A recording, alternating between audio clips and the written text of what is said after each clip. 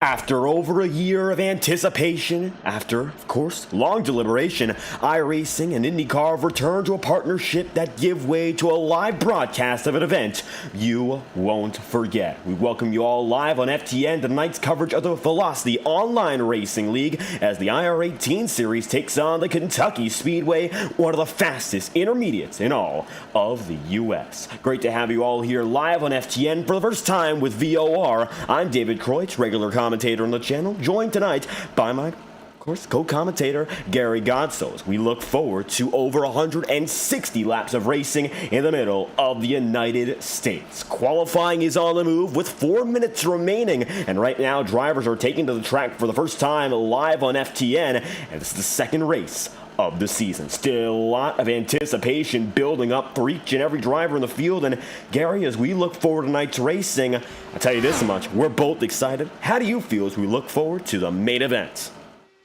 The last calendar year has been absolutely murder, and for a lot of us has been really, really depressing. With the IP rights and everything going to Motorsport Games, really iRacing couldn't do anything with IndyCar. They couldn't even call it IndyCar. They couldn't even race at any of the tracks that IndyCar raced at. Of course, that includes the Indianapolis Motor Speedway. This is actually one of the tracks that they could have IR-18 fixed races at, and they did in that time. But it was really murder. It was very, very depressing over that time, and just happy to be back. Happy that IndyCar made the right decision to partner with the right people and bring the IR-18 and everything that's good with IndyCar racing back to the masses that really loved it the most, and that's right here on iRacing.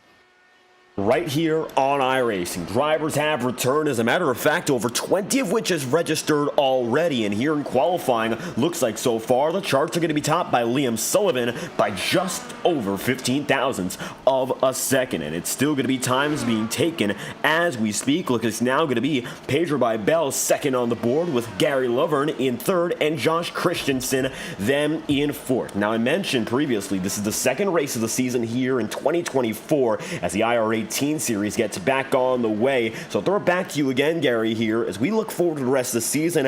What have the fans missed before, of course, we get into the rest of the tour? Well, provisionally, just real quick, Sullivan with the 2:15.7 is on the pole. That's the main thing everyone misses is the speed. IndyCars on a 1.5 mile intermediate track still can put up over 200 miles per hour very easily, and we're seeing that right here. The track record actually in real life, and we actually have some VOR records here that I believe you're going to show, but the track record really here in real life is set by, of all racers, most people don't even know it's a female racer that holds the track record here. It's Sarah Fisher with a 221 mile per hour lap set back in 2002. And if you look at some of the past winners, the last race IndyCar raced here was 2011, prior to the reconfig, and we'll talk about the reconfig during the race.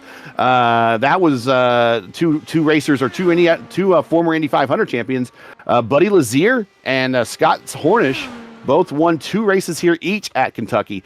But since 2011, this has not reappeared on the IndyCar calendar, the real IndyCar calendar. I doubt we'll ever see it again. So one of the other things that makes IndyCar exciting and iRacing exciting is a chance to see how these IR-18s would do on tracks that IndyCar no longer goes to.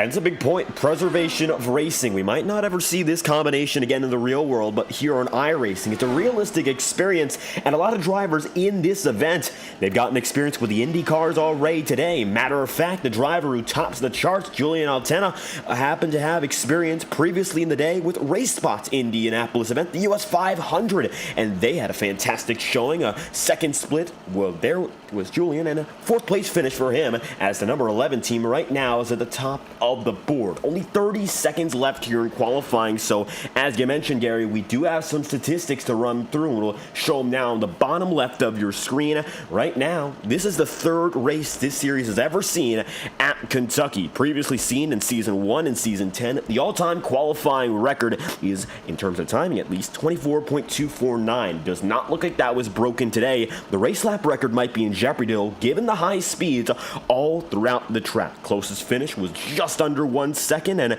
we have not seen more than 3 cautions at this circuit before, hoping to see a clean race. once again. Qualifying has concluded, and now we know who will be starting where. So with that being said, and without further ado, let's get into the starting grid for tonight's event here into Kentucky. 400 kilometers. Your rows inside and out have been set for the entirety of the field, and as we mentioned previously, it will be Julian Altana in the number 11 machine top of the board with a 24.353. That's the timing. Over 215 miles an hour all throughout the top 10 here. Fantastic driving all throughout. The speeds off the chart. It'll be Joshua Tucker then in second, and Liam O'Sullivan then in the third position. Fourth is then going to be held by Pedro Bibel and Edson Santos to round out the top five. Bruno Miranda will be then in sixth with 24.404, and it'll be Gary Lovern in seventh, Josh Christensen eighth, and Eric Macedo in the ninth position, rounding out the top 10 with a 24.463. It will be Finian Declina. And Gary, take it away from here. And P11, we have Yaroslav Donskoy with a 24.4. Look, everyone here's on a 24.4. That's how close we are when it comes to these times. Sebastian Kinder, Seb Kinder there from Club France in the 97 P12 with another 24.4. Patrick Silvazzi, 24.4. Mark Murphy, one of my teammates, also knows the 24.4 and P14. Matthias Strauss, the number 8 car in 15th. Amateur, and if I butcher your name, I apologize in advance. Amateur Cesar Pivado. Well, maybe I'll just call him ACP to start. I don't know. He's in the 98 and P16. Joseph Gavralja, I've raced against him before in M4. Great racer. He's P17th with the first and the second of the cars in the 24.5. Sergio Vicente. He's sitting there from Club Lazille in the number 3 car. That's my old number here in the league with a 24.5 in P18. Continuing on, Jonathan Diggs. He's been in the series before, P19. Mauro Ramirez, one of the Team Board cars, in 20th. Alaric Vandenbosch, and I'll probably call him VDB because we have an old competitor here that Alex Vandesan, I used to call him VDS. So he's P21 here in the number 72. Hunter Smith in the 15th and 22nd. Jesper Orman, the guy I spotted for in the top split of the US 500 there. We did not have the greatest day, but we recovered to I believe a top 20 after getting involved in an early incident. But P23 for Jesper with no time, giving him just a little extra time to rest. So he's going to start from the rear of the field. Craig Forsyth also in that top split race there on the US 500. I believe he finished in the top 10. I don't remember exactly. There was a big record if he got involved, but he was involved in that last couple laps hustle. He is P24. And let's see, we got in the field. Dan Inch, raced with him before, great racer, P25. Paul Irvin in 26. And Hugo Gallis, who I've called a number of times on the Indy Fix broadcast, ringing up the rear of the field in P27. And we are less than a half a lap away from getting ready to go racing. And just like that, all the time we waited to bring this racing, high speeds with open wheel cars, back to FTN. And it's all come to fruition here tonight. The sun is almost completely set in our session. The pace car's lights are off. And I think for every fan here on the channel, new or old, this one's going to be, of course, a race we can't forget. Julian Altana's got the, of course, best possible spot on the grid to lead the field through. The green flag will wave for the first time here in Kentucky, and we'll give you the sound uninterrupted for the first lap of this race. Your front row, 2x2, as they come to the start-finish line. The green flag will wave. Welcome back to Indycars on iRacing. Welcome to Kentucky. We're underway with race 2.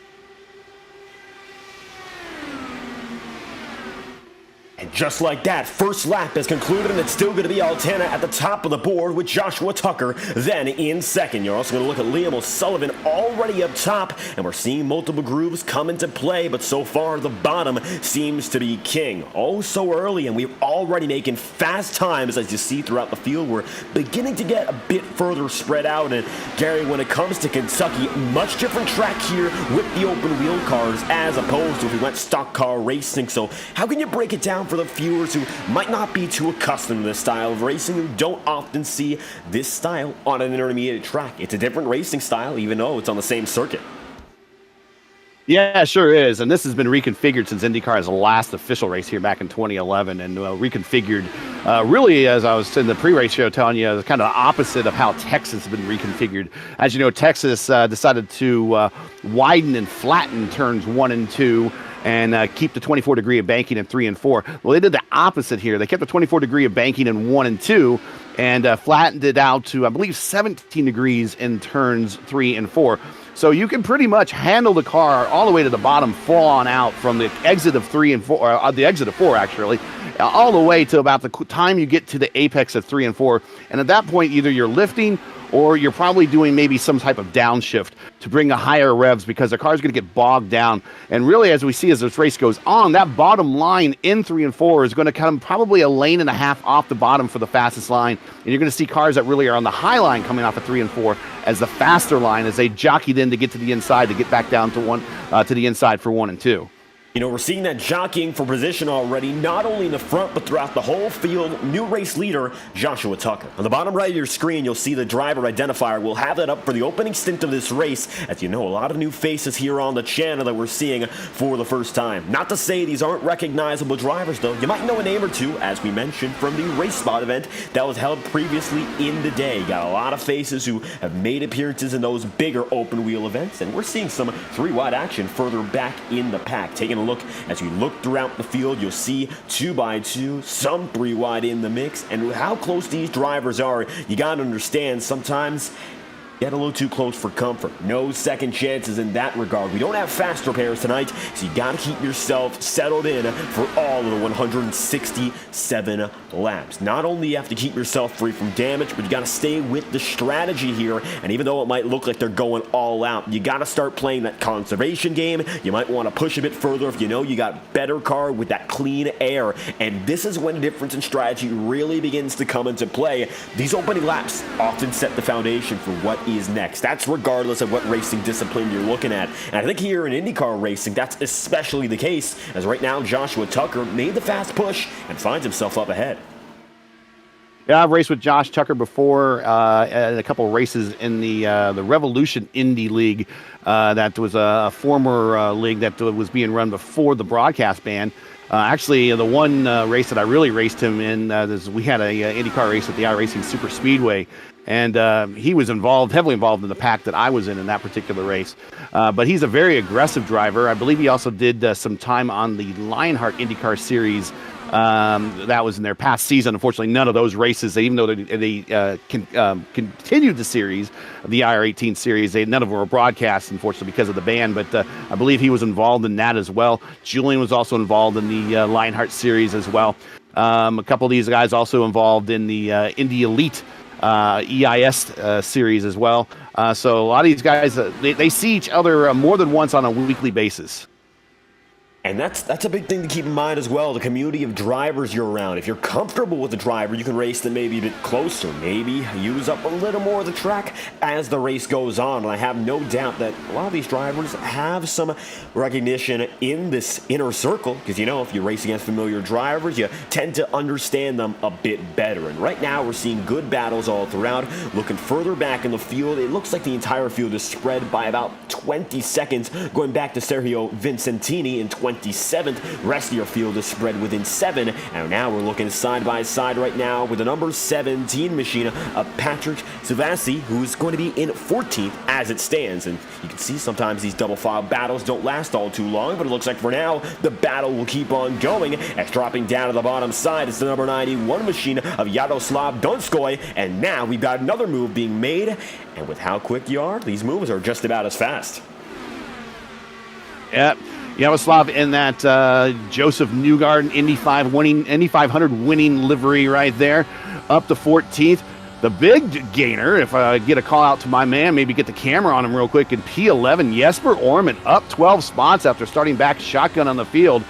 He has worked his way up onto the doorstep of the top 10, and he is getting ready to attack the top 10 with a much vigor here. He had a very frustrating race at the US 500, so he has got some a little bit of red in those eyes. And you mentioned it for Jesper Orman and a few of these drivers here. It's time to maybe go for that race victory. The race spots fields are always stacked, and it's, of course, no wonder some of the best drivers in all of open wheel racing come out to celebrate the return of this fantastic package to live broadcasting. And a lot of those drivers, or maybe at least quite a few of them, have stopped by the VOR to make it a second race on the day. You think that experience plays into the hands, or rather to their advantage, when it comes to having another race in this night already? Yeah, laps matter. Getting reps matter. You actually do get tired, especially if you have a very strong wheel. Your forearms will get tired after a while, especially in certainly the race spot race at the US 500 on the top split. It was constantly 3, 4 wide, 5 wide at times for the leads. So you're gripping the wheel just out of sheer fear a little bit more. So I'm sure some of these guys at the end of the day, their knuckles, their forearms are going to be a little tired by fighting these cars. Not as close quarter racing right now here at Kentucky in the VOR series, but Julian is certainly letting Tucker know that he is there. He's swapped the lead back and forth a couple times here in the last lap or so. So I think Julian's just kind of reminding Josh that, hey, man, I'm still here. But also, if I know Julian, and I was a teammate with Julian, and we still talk quite a bit, Julian's probably what he's doing is staying right there in that draft as Tucker cuts through the air, punches a hole there, just like stock car racing, but very much more so in IndyCar racing. The draft matters not so much as helping you with speed, but in so much with fuel mileage. That's one thing you're going to hear a lot more in IndyCar racing than you probably hear in stock car racing, truck racing, something like that, is you don't really, even though they do have fuel mileage races in some aspects in those disciplines, it is always a strategy in IndyCar racing with fuel mileage and fuel consumption and fuel saving. It's important to mention that, and I'll tell you this much, from what I've seen of these events, of course, in years past, open wheel racing definitely relies on understanding the insides of your car that much better. You can make several adjustments as the race goes on from within the cockpit, and fuel mileage definitely comes to the center of attention when races go on. I think right now that has to be the case, and if not, there's a few other factors probably, but fuel mileage right now, if you have the advantage of your competitors and set yourself up early, it's definitely going to help out. And you can see the back and forth for the race lead. Tucker's going to give it away there. Now he'll get inside the draft, and I think that's what's going on here, is at the line they'll go side by side again. You don't want to wear out your stuff having that clean air. You got a little more fuel used lap in, lap out. So having some discipline with having the race lead can definitely help you. That was a close one there, I'll tell you that much. Yeah, he crowded him a little off a corner exit there. Julian to take evasive action, gives the momentum back to Tucker down the backstretch. Tucker on the high side, getting around. Like I said, the high side there, line shows you right there as an example. High side gets him around. I was surprised that Tucker was really sticking with them as much on the high side through 1 and 2. Always find out that the low side at 1 and 2, it's almost victory by whoever gets there first. If you're on the low side of 1 and 2, you're going to be faster than the guy on the outside. So I think that little momentary checkup by Julian is what you see the difference there. A little bit further on back, my man Bruno Miranda. I like watching him. He's a great racer. He has moved his way up to 5th. Mark Murphy, one of my ex-teammates, he's worked his way up to 6th. Jesper Orman now inside the top 10. He has worked his way up to 8th. So here you're going to keep eyes on these guys. Another one a little bit further back, and I'm not sure what's going on. Maybe he's working on that fuel mileage. He always has something. He's working on something. He's working on that little bit of an edge. Craig Forsyth, he's up 8 spots, but he's back in 16th. Normally you find him up with the leaders. I'm wondering if he's back here, probably saving a little fuel. About halfway through a fuel run right here. So strategy's not yet to play, but the longer you can go, the better it is for you, because that means it's a shorter stop at the end with a shorter fill. And then when you're shorter fill, that means you're lighter on weight, and that also makes you faster. That's something we did see in terms of our starting grid. Craig Forsyth in the 40 Race Square number 99 machine did not take the time in qualifying, and I think it could also come down to fuel mileage. We sometimes see that, of course, in other disciplines where you stay in the back, just let things progress early on, and try to capitalize later as the race progresses.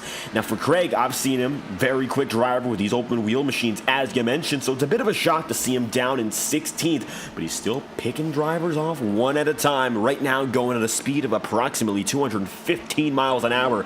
Goes to show how good these drivers are at managing, of course, high speeds with the level of attrition, because these laps, they'll also wear you down. You don't have to have a race before to sort of feel that slowly but surely build up. We're still early on, but we're already 27 laps in, and we're more than halfway through this first pit stint, according to our estimations early on.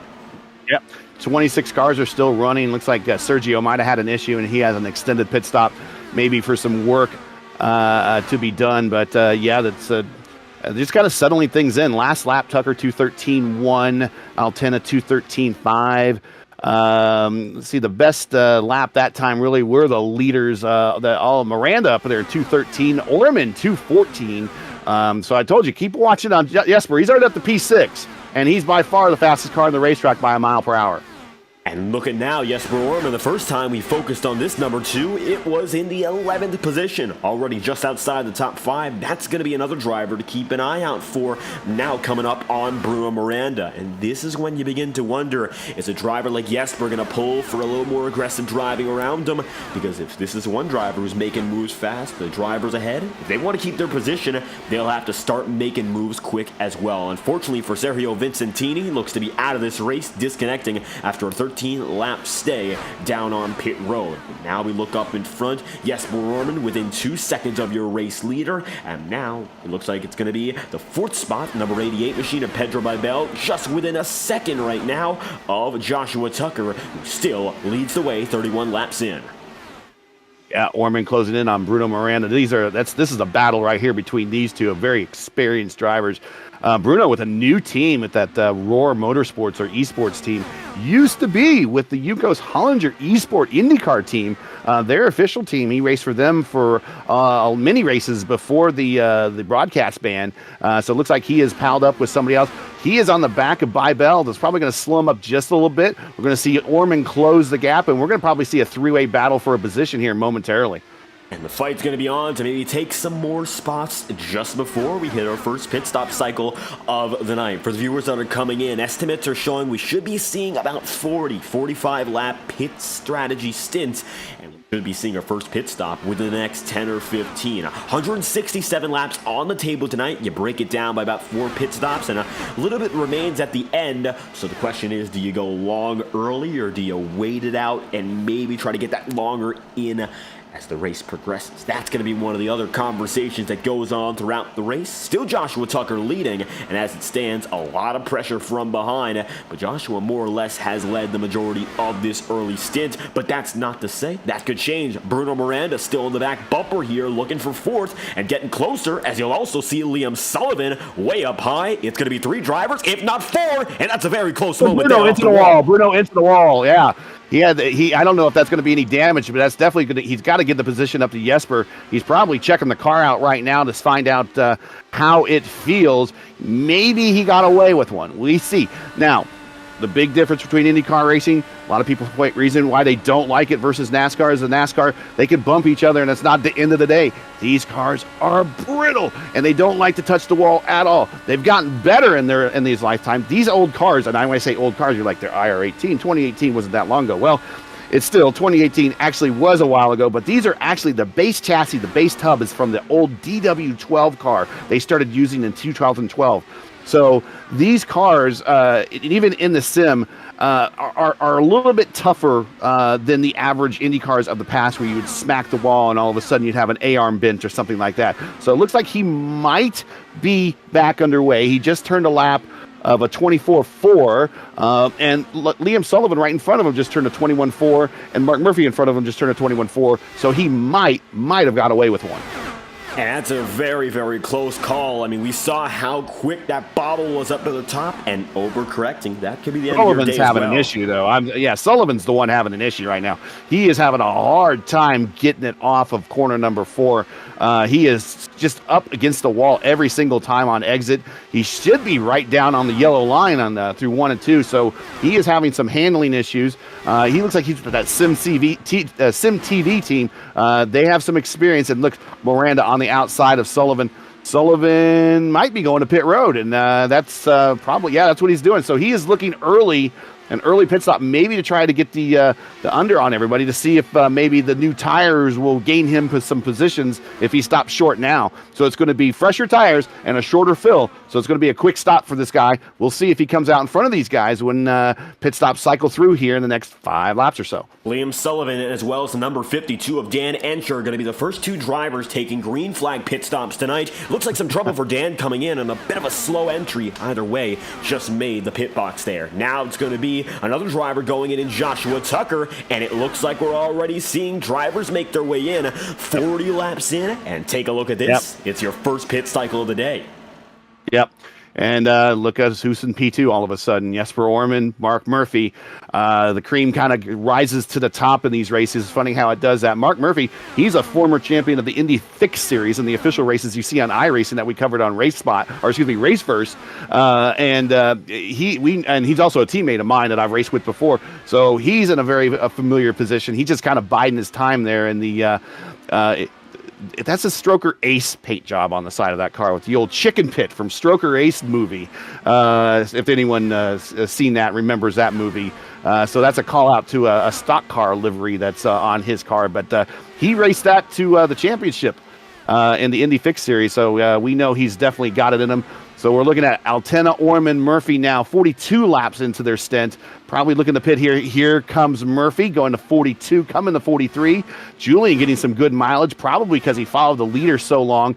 He is going to go from 43 maybe to 44. Now the hardest part, and one of the biggest things that you see with these Indy cars when they come to pit row versus stock car racing. Stock cars have a little bit more of a suspension. They like to bend. Indy cars do not. So they're coming off of banking onto a flat part of the racetrack. And sometimes if you don't get your car slowed down, it will unload when you come off that banking. So coming off the banking at full speed and green flag pit stops, another reason why the green flag pit stops are so critical is because you can lose a lot of time by just not controlling your car properly coming off that banking. And multiple drivers coming in this time through. Looks like Julian Altina, Bruno Miranda, Jesper Orman, and in addition, Matthias Strauss. And we also saw Craig Forsyth just a few seconds prior. Pit road continues to get busier, and this will hand the lead over to the 88 machine of Pedro Bibel, with Jesper, Miranda all coming in at the same time, as well as Julian Altina. And now it's going to be John Christensen, second place. Edson Santos is going to be in third, and it'll be Gary Lovern in fourth, as more and more of your field has taken at least one pit stop on the day. Your first cycle is in full swing now, and as we look throughout the field, a lot of drivers getting their opportunity up in front. Looking at Amaury Pivolo now in the fifth spot, not to mention going to be Sebastian Kinder in sixth, and now Miranda looks to be in seventh as we continue to cycle further down. That will change. Now getting back on the track right behind Jesper Orman, it's going to be Miranda coming off a pit road. Oh, and ACP, Amaury Cesar Pivado, coming off the banking, and the car did unload, like I said it would. And he has spun the car, so that's going to severely cost him on his pit road stop, or you stop out here on for his pit stop. Sebastian Kinder, he is showing some legs. He is now slowing and coming in. He gets his car down, and that Team Watson, almost kind of a callback to Rick Mears' gold Charger livery back from the early 80s IndyCar days. And now Josh Tucker is back to, I believe, back to the lead. I think that would be the case, as it looks like now the 97 of Sebastian Kinder is on pit road. Joshua Tucker has it out. Yeah, so Tucker manages to get himself a bit of a cushion on the pit stops over Julian by about 1.6 seconds, and he stopped earlier. So he made well with those fresher tires and got himself some distance on that shorter stop. So Julian's now P2, Jesper Orman P3, and now the big thing that green flag pit stops. Oh, we got a car in the wall and yet caution flag. And a trouble. Not yet. We got 2 cars damaged on the track, but there's a caution. Surprised that the IndyCar officials did not go caution a little bit earlier there, because we had cars all over the place. And it looks like it's going to be Dan Ench, one of those involved. We're bringing an instant replay to the viewers here as we see caution for the first time tonight. And, yep, we're looking back at it, up in the wall. And those guys that just stopped, they're probably like, oh, could have been 5 more laps. Couldn't you have done that 5 more laps?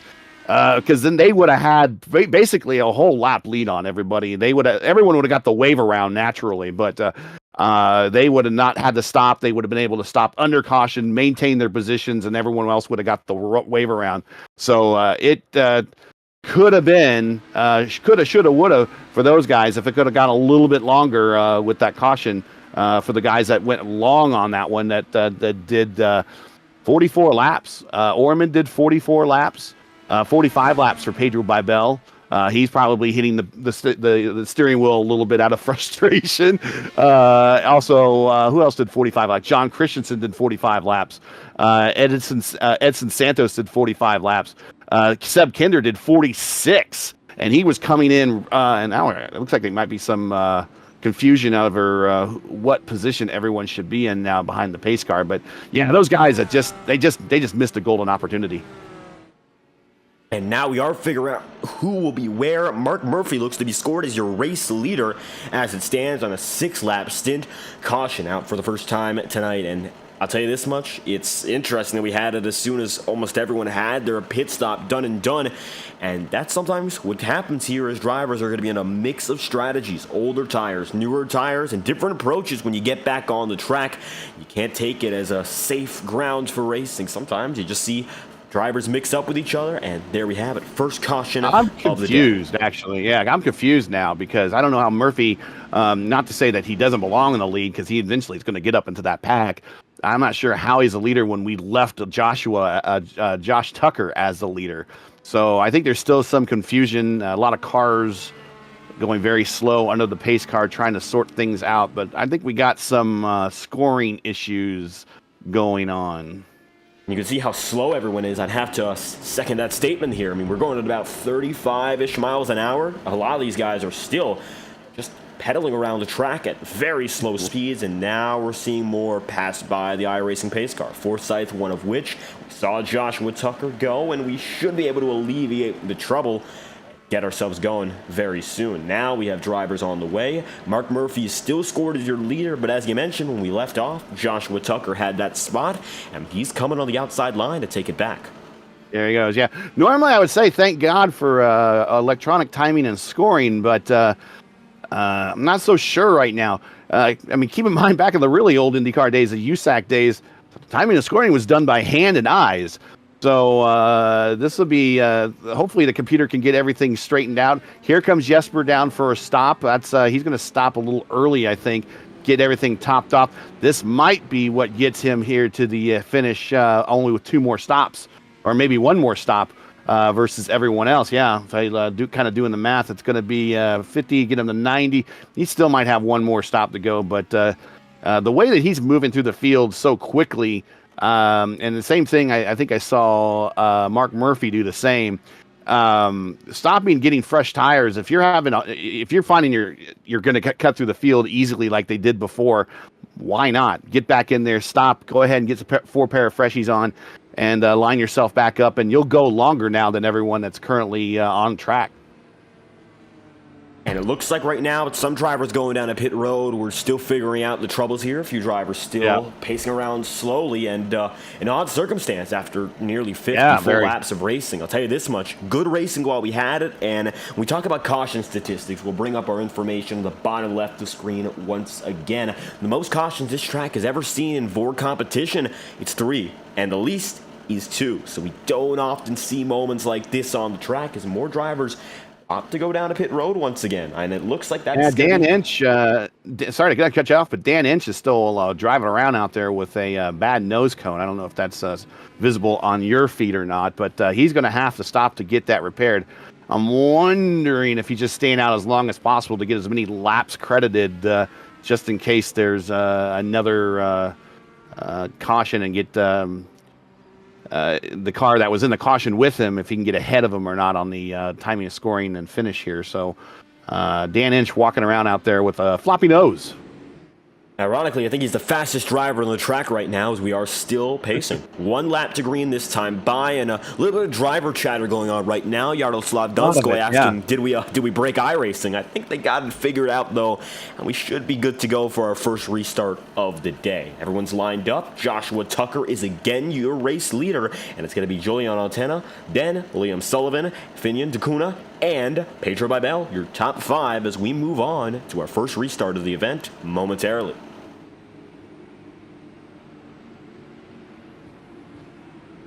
So there might be some black flags here that get thrown and might get removed by timing by admins. So we'll see here.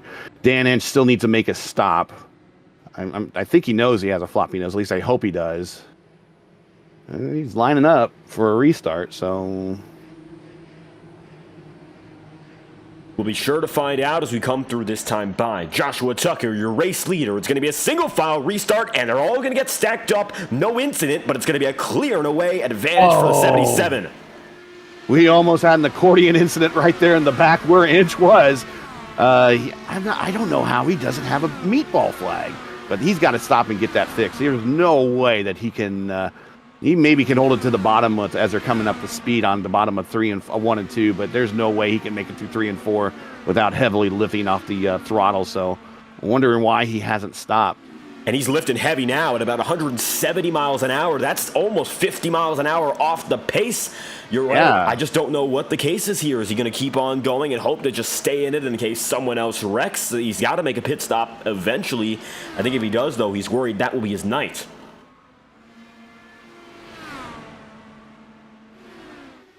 Odd circumstance back of the field, and we'll look back up ahead. Joshua Tucker now leads from Liam O'Sullivan, as you'll see. Julian Altena, now Finian Dacuna also involved. Bruno Miranda rounding out the top 5. Little bit of trouble to get us back going, but now 55 laps in, and your first pit stop cycle out of the way. Different strategies are now coming to fruition here, and we're going to start seeing how drivers divide up the rest of the night. Tucker, he still has that race lead, and he's been very aggressive about pushing to get it. Seems like he's very comfortable out ahead. You might be using a bit more fuel there, and I think that's just about a certainty, but having that advantage with the clean air, you're the driver, everyone is chasing down. Yeah, much better handling from where he's at.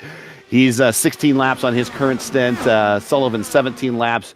Julian with the freshest tires in the top 3 with 12 laps on the stint. Bruno Miranda really with the freshest tires in the top 5, only 12 laps on his current stint.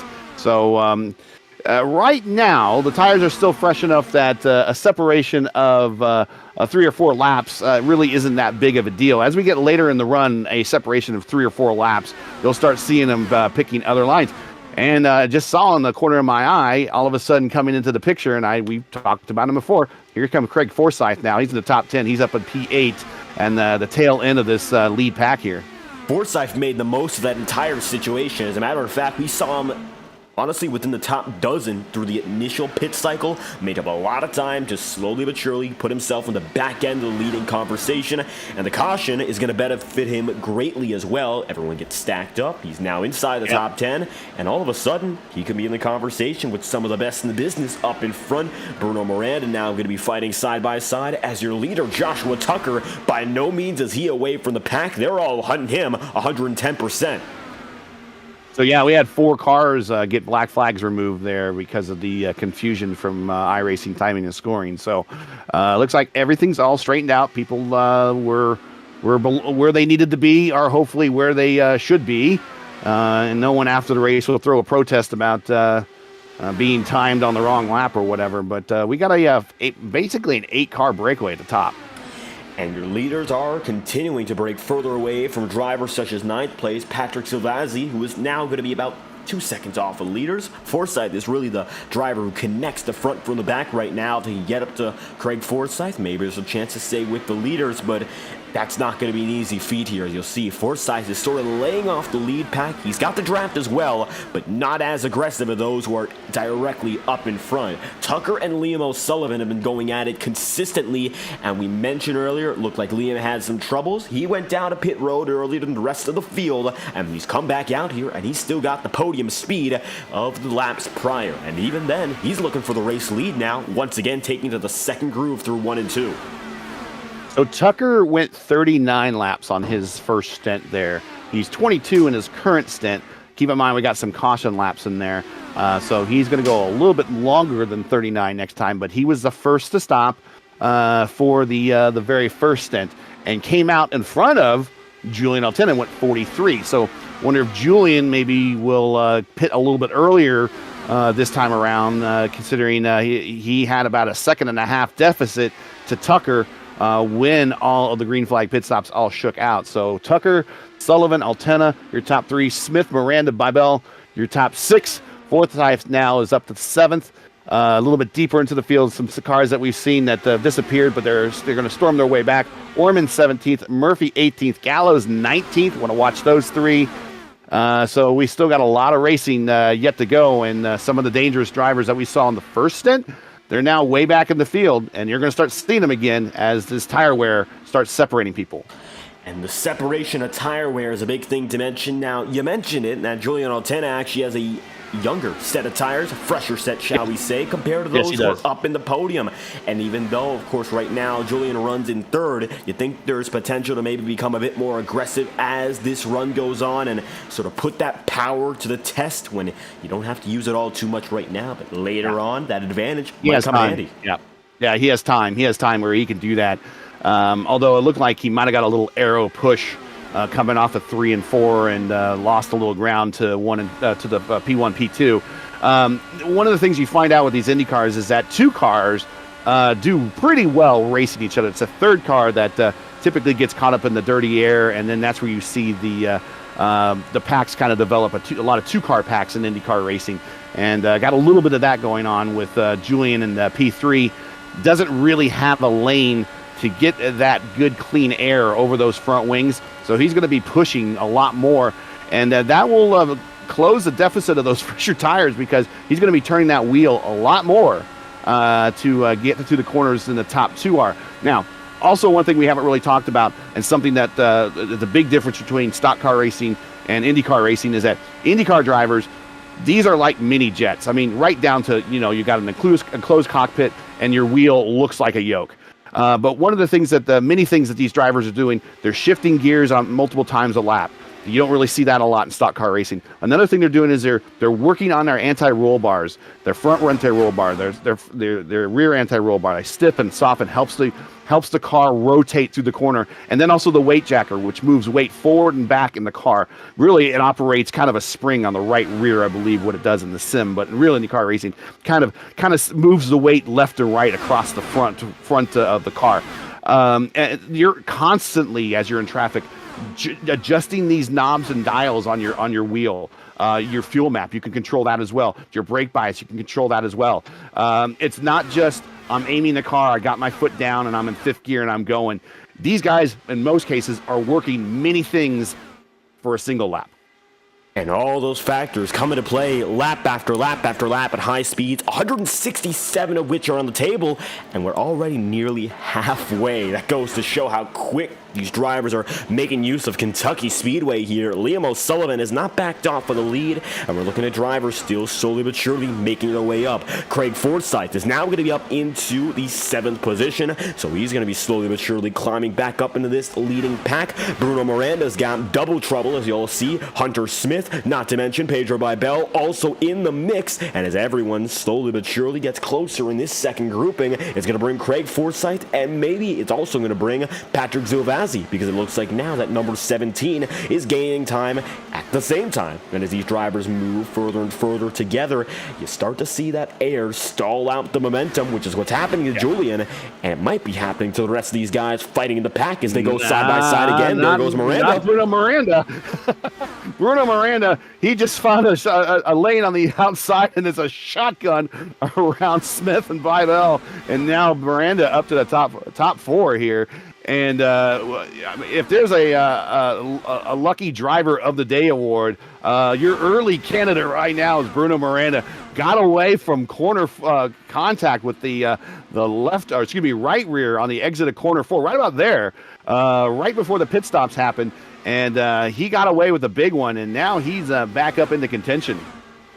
That was a very, very slick move, and sometimes you get lucky, sometimes you don't. Tonight, it looks like it could be in the favor of Miranda. As you can see now, the stadium lights are really in full effect. The sun is almost completely set in the backdrop of Kentucky Speedway, and track conditions, they still are shifting. So keep this in mind. As a matter of fact, we've got ourselves a constant weather to look at when it comes to 81 degrees Fahrenheit. That's the air temp. Track temperature looking at 85. Right now, the rubber being laid down is the big thing to keep an eye out for, but overall, very mild temperatures, as you'll see side by side again between O'Sullivan and Joshua Tucker. Fuel limit of 80% too, so a lot of factors in terms of the conditions of the session that will also impact how risky you can be with your racing behavior.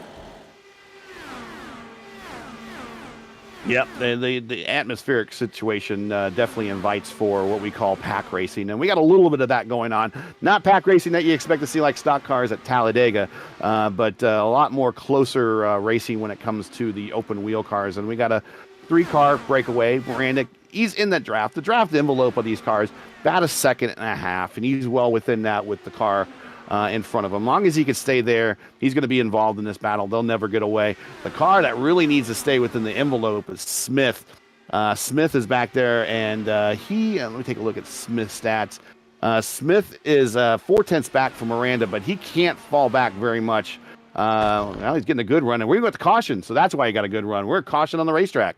Yellow flag is going to fly this time through for Joseph Grijalva as the 47 is destroyed. Front end is gone, and it looks like we're now going to be under caution for the second time tonight. We'll take a replay and find out what caused it here. As you see, there's going to be some close quarters action. The number 2 machine right beside, and you can see it looks like Omar maybe getting some contact, or rather, you see there, it's Joseph who goes for the spin. So just like that, 2 drivers, Jesper Uhrmann and Joseph Grijalva, and Joseph definitely gets the worst of that one. Yeah, it's been a long day for him. He was one of the early outs in the second split of the US 500 a little bit earlier today. So I'm sure he didn't want that. Let me take a look here he just kind of comes down on, well, Jesper comes up, he kind of comes down. I want to say that is definitely a racing deal. I don't know if anyone's really truly at fault there. Everyone's coming in for pit stops, and the tires being worn at 32 laps for a lot of these drivers, 30 laps or so. It's kind of hard to stay on the bottom. So, and it's kind of hard to, if you're already pushing, it's kind of hard to keep the car off another one. So, I'm going to classify that as a racing deal. I don't think anything malicious or anyone did anything wrong. It's just that's open wheel racing for you. Tough circumstance for both those drivers. Pit road is busy. And now we're looking at the race off pit road. So let's find out who gets out of pit road first. Going to be a huge jump there. It looks like O'Sullivan might have the edge. At the line, they were neck and neck. Now we're going to see who gets out first. As you can see, it looks like it will go to Tucker. Yeah.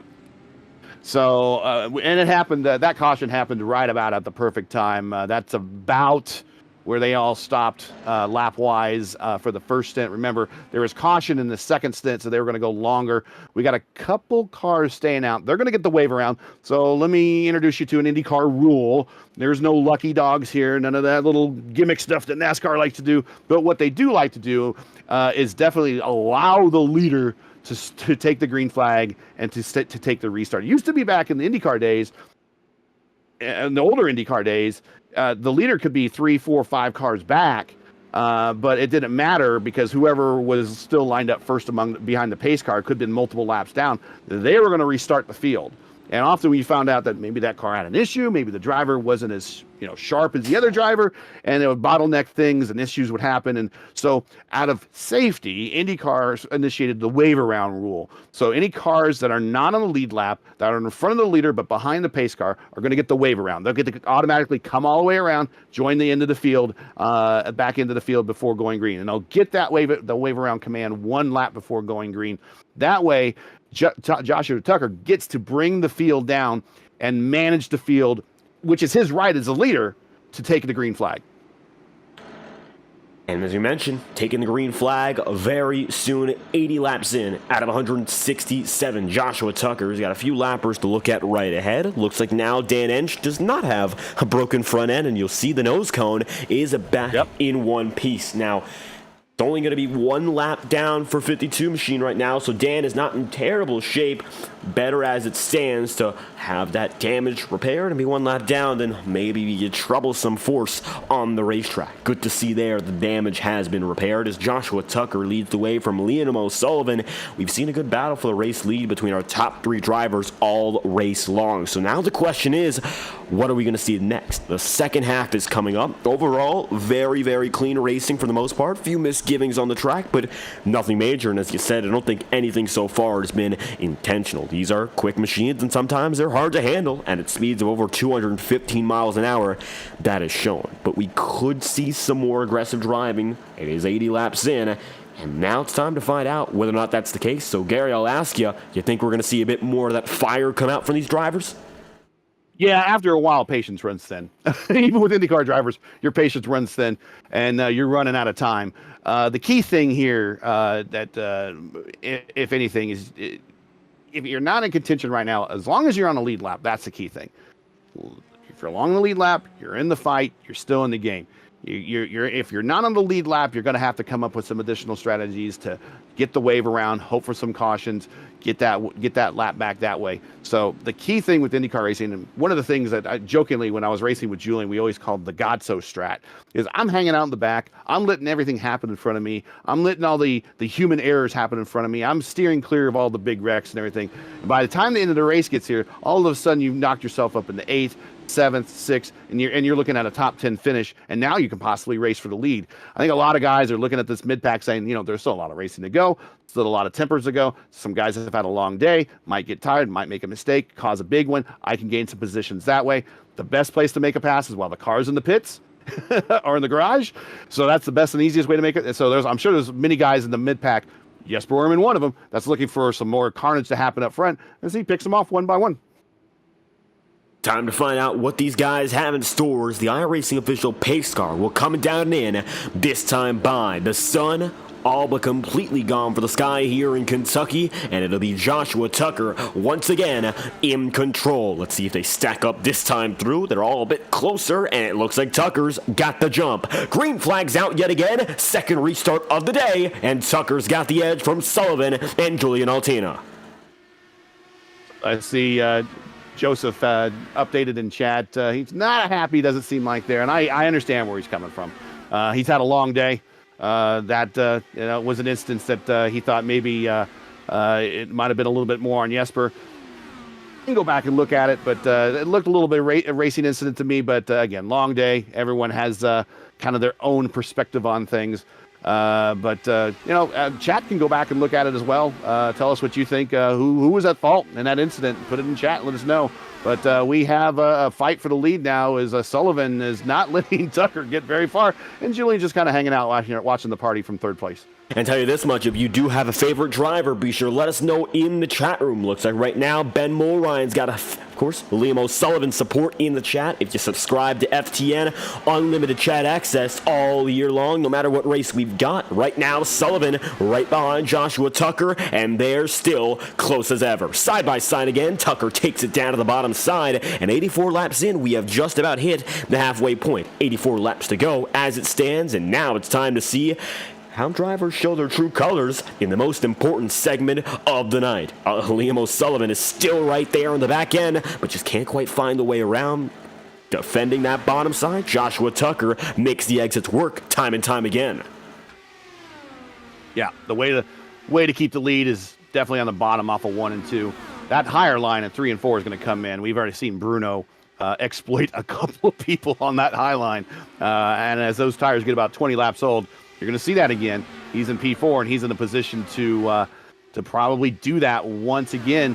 Julian in P3, he's, I will say this for Julian. He has never let the lead get out of sight all night long, and that's you want to do that as a driver. You don't want to have to do what Rick Mears did, and that's fall to the mid-pack, then adjust your car, and then bring it all the way to the front. Although, he did do it to 4 Indy 500 wins, so I can't fault him, really.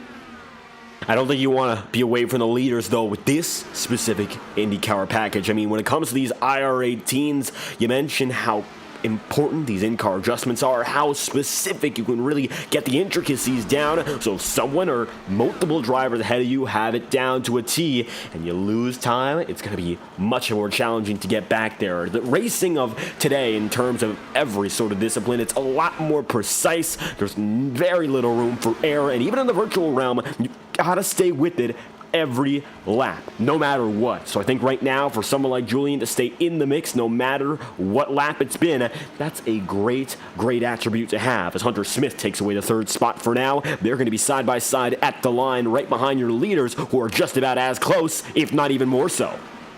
Well, look, just behind that battle for third, there's Forsyth. All of a sudden, he's cracked his way into the top 5.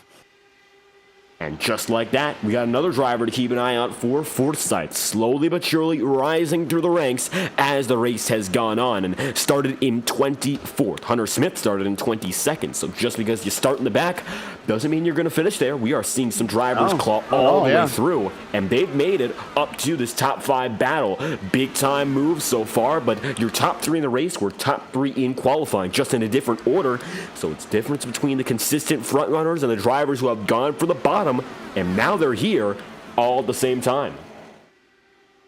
Yeah, and there's nothing that says that if you start in the back that your day is over. One of the early winners in the VOR series at this track, as a matter of fact, Alex Van de Sant, quite liked to do the first challenge, and he was like the king of it in the lead. There was a number of times where he would just start last and then drive his way through the field.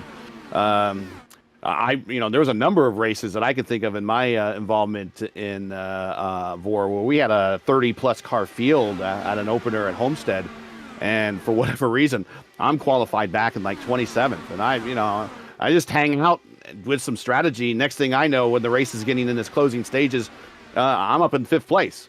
It's just, keep it off the walls, keep your pace, keep it on the lead lap, keep everything in front of you. Don't speed on pit row, avoid the mistakes. And then you can just start, getting 19 positions from your starting spot. No problem. It's an easy thing to do. And if you're a good driver, you can do it. And all about being a good driver. Now, something I'm looking at as we look throughout the entirety of this field right now, it's a real international clash of drivers. Joshua Tucker right now, who leads the way from Portugal, racing for Little Eagle Racing. And you look at Liam O'Sullivan for O'Sullivan Motorsport in second, hailing from the United Kingdom in that runner-up spot. And of course, for Julian Altena, it's also the number 11 machine hailing from the Netherlands. So we've got ourselves an all-international podium. A lot of different nationalities being represented, and these drivers all coming with their different racing styles, approaching this track. Of course, it's a challenge from all throughout the globe. Yeah, I got Forsyth from Canada, Miranda from Brazil. It's not just a USA sport. It's a USA-originated sport, mainly originated in the Midwest United States. Of course, Indycar around Indianapolis and then the Indiana area in the Midwest. But basically, since the 80s, it's been very, very international. Kind of started with some of the early Brazilians, Emerson Fittipaldi, one of those. Had some Mexican drivers, Jose Lee Garza, Hector Rabaki, that name rings a bell, of course. Had some other drivers from Europe and kind of do the Formula One, try IndyCar type thing also in the past. Jackie Stewart as well did that for IndyCar. The UK invasion really started back in the 60s or so, but now you can look top to bottom of a modern IndyCar field, and if you see an American flag more than once, that's kind of rare now. Yeah, that's something you have to look in mind when you look through the history of the Indianapolis 500. At one point was an F1 points-paying race, and I believe during that time period, one start for Juan Manuel Fangio in the 1950s. So even then, more than, now 70-odd years back, you look at international drivers, it's a big part of IndyCar racing, and on iRacing even more so. Drivers throughout the world able to connect to this one racing server and put together a fantastic show. That's something that we see no matter what motorsport we're looking at, if it's real or virtual or otherwise. I think that just adds the excitement here. These drivers racing for different purposes, and they've got maybe not a lot on the line every night, but they're always looking to show off what they've got in store. Oh, it looks like now it's going to be Joshua Tucker making the move up ahead. 69 laps to go. He gets a nice charge out the corner, but Liam O'Sullivan's going to have that run, and once again in third, looks like it's going to be Julian Altena, as it's going to be Jesper Orman coming down to pit road after a 19-lap stint. Quick, I think he's setting himself up for 2 more stops remaining. Yeah, I'm not sure if this is scheduled or not. Up on the jacks. Probably get a full tank of fuel here. 8 seconds in the box, so that's scheduled. So it might be strategy. It might be strategy. I'm not quite sure what he's got planned in here, but it might be strategy. We'll see. We'll keep our eye on him. Especially if we go green, he's going to get everything back here. So I would also imagine that we want to watch these opening laps of him on this stint, as they're probably going to be pretty fast. They're not going to be in the draft, but they're probably going to be pretty fast. And now Mark Murphy coming in this time by. He signals he's stopping for some go-go juice. Going to be fuel only for Mark Murphy as the 69 comes down and in. Another driver going to follow the lead of Jesper Orman and come through as well. So this is a scheduled cycle. Maybe not everyone's going to go for it, but we're seeing drivers coming in early to set themselves up for what would, I have to think, 2 more pit stops on the day. Just like that, strategy still running wild with 66 laps remaining, and it's by no means a done deal as it's Tucker, O'Sullivan, and Altena still leading. Pit road getting busier, and it's once again up to the high side. There goes Liam in the 63, but just hasn't been able to find that way around. Tucker's doing a great job here of defending with what he has, and that clean air makes all the difference, especially now as the field is even more spread apart. So, Mark Murphy coming off of pit road, getting a little squirrely on the exit there. Got it underway. Looks like he got loose. 22 laps on that stint. He actually did change tires. Now, in IndyCar racing, unlike NASCAR racing, where pretty much every stop you are in NASCAR, you don't necessarily, you can change 2, you don't have to change any. IndyCar changes because of the pneumatic jacks that the IndyCar has, and the fact that they only have 1 impact lug that they have to hit.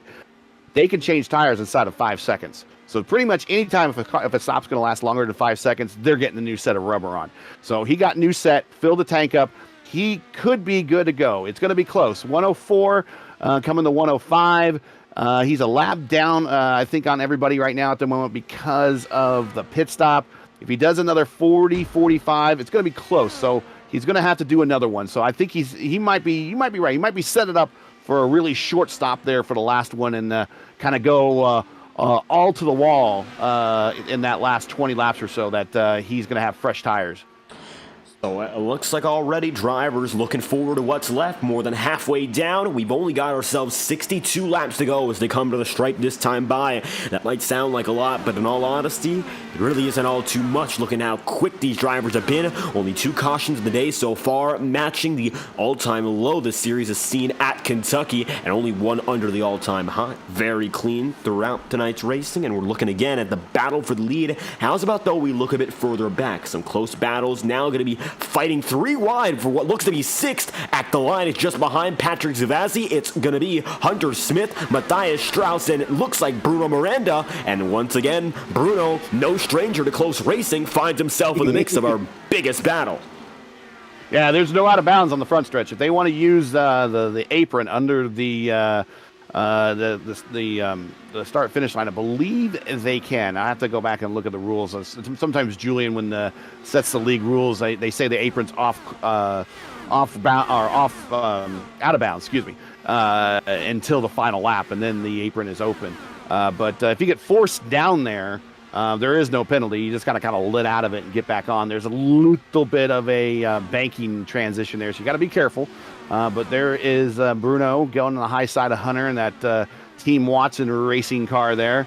And he's setting them up for a side-by-side battle going into 1 and 2. Way up high. Hunter Smith down low. Has the preferred line, preferred exit.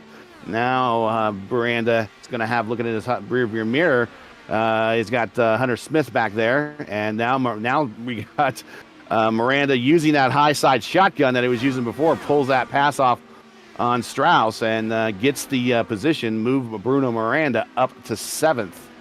So Miranda's going to be just outside of the top 5 now. I think he's going to be looking to try to get back up to Patrick Zovazzi, as it looks like right now. That 17 machine is just behind Craig Forsyth. These 2 drivers have stayed just on the outskirts of our leading battle all throughout the night. For Forsyth, of course, he had to climb up big, and for Patrick, he made it up from 13th to kick off the night, so he's had to make his moves as well, and right now he finds himself just behind Forsyth, who currently rolls in the 5th position. So as it stands, it looks like we're going to see a little bit of mixing and matching. What are you looking at right now, Gary? I was looking at the leaders, and Tucker's exit off of 2 went low, kind of threw the block on Liam a little bit. Now, blocking to a degree is allowed in IndyCar racing. You're allowed one move, and after that, you can't react to the car behind you. So you're allowed one move. If I want to go low and block low, I'm allowed that move. Now, if I go back up the track before the car behind me decides he wants to go up a track, like as they called with when Marcus Ericsson won the 500, unleashing the dragon down the front straight where you see the snake, you could do that. But if it's more of a blatant block, sometimes it's called the Pruitt fade. If anyone knows from the mid-'80s, mid-'90s, Scott Pruitt used to do that a lot. There it is, Tucker again going low on the corner, exit corner. So he's blocking the low side.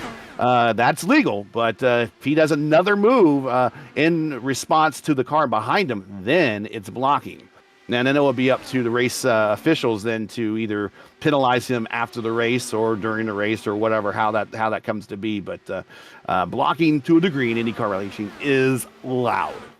You know, that movement up and down the track always reminiscent to me of the first IndyCar race I watched in full, the 2020 500, where Takuma Sato and Scott Dixon went toe-to-toe until the race-ending caution that ended up causing the race to end short with no green flag finish. That movement is the famous August Indy 500. Yes, that was one to remember. I was watching that race and the Dover NASCAR event at the same time. I'll tell you this much: that's what gets you hooked. A race like that, despite the circumstances, when it comes to IndyCar racing, you see how these drivers are all out in terms of getting the win, despite the fact that if something goes wrong, it's not like in terms of NASCAR or someplace else where sometimes you can get it back out there and keep rolling and maybe even a chance to go win the race. 52 laps to go, coming out next to 51 remaining, and these drivers are as close as they can get, and that movement to avoid the trouble with the air, avoid having the driver behind you get the draft, and really take most advantage of being up in front. That's what you got to do right now, thinking of every last decision that can enhance your circumstance and maybe make it a bit worse for the competitor right beside you. Julian Altena is more likely than not with the leaders right now, just running his own race just behind the top 2, and Liam O'Sullivan is definitely right there right now, not letting off at all. We're going to take a look on board, as a matter of fact, right now with the number 63 and see how it is inside of the cockpit. Looking at your grid for just a moment, O'Sullivan started in 3rd tonight and right now is running in 2nd, so a 1 position gain, running at 6th gear with about 12,000 revs a minute, just a bit under that right now. Redlining it, 6th gear all the way up top. We're not seeing all too much shifting right now in that Cosworth steering wheel, and there you go, down to 5th. Goes down to 5th there, and then when the car gets bogged down in 3 and 4 because of the lower banking, now he's there goes the blue flash. You go to 6th. 6 is more of a longer he stays in 6, he's going to be saving more fuel. That's just lower revs on the engine. And the 6th is the passing gear. There you see Tucker protecting the low side, or what we used to call the IRL line. Oh, and then here comes Sullivan in for pits. This is 40 laps on this set of tires, so it is time. And did he get it down in time on the rev limiter before getting to those cones? I believe it's a 45 mile per hour pit road speed limit. And after going 217, certainly 210 plus down the 45, it is like you're crawling. And yeah, 45 miles an hour you have to hit when you're down on pit road. So much slower, but Joshua Tucker also makes the move in this time by. He's going to get slowed down, and it looks like he makes it in as well. 41 lap pit cycle. It's going to be a stint a bit longer than that of his competitor, No Sullivan. Just 1 extra lap, and with 47 to go, that could make the difference. Down and in for Joshua Tucker, whereas Julian Altena now finds himself as the race leader. Pedro Vaibel is going to be then in 2nd, Bruno Moran 3rd, and Craig Forsyth is up into 4th. So for the drivers who are running longer, when we look at it now, do you think they have maybe an advantage in terms of having the better tires later?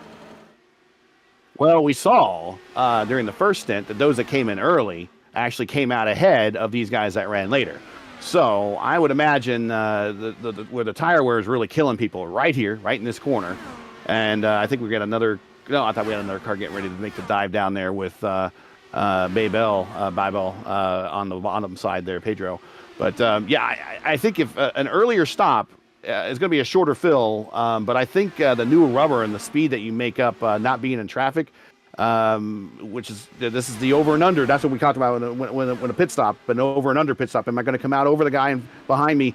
I think the over is powerful here, and I'm not sure that I would not be surprised again that we see Tucker if we don't have a caution here, because if we do have a caution, he's a lap down. He's going to get stuck a lap down. But I think Tucker might come out in front of Julian and Miranda, who just took the lead during the stint. So we'll see. We'll see. I could be wrong. I could be completely wrong. Here comes Miranda, takes the lead and immediately pits. And just like that, multiple drivers making it in at once. Behind them. Yeah. Yep. Everybody. And there they go, down and in. Patrick Zovazzi's going to be in. Looks like it's going to be Seb Kinder as well. Not to mention, in addition, looks like it's going to be Finya Dacuna at the same time. This is the biggest run of drivers down and into pit road at the same time. And just like that, 43 laps to go. It's a huge run down and in.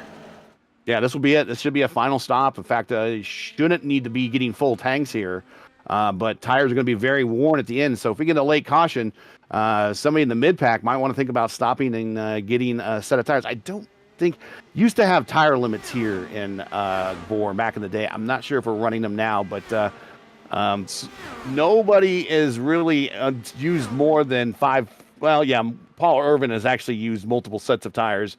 So I don't think we have a tire limit. It used to be 5 back in the day, but he's used like 7. So unless he's borrowing somebody's, we don't have any tire limits here today.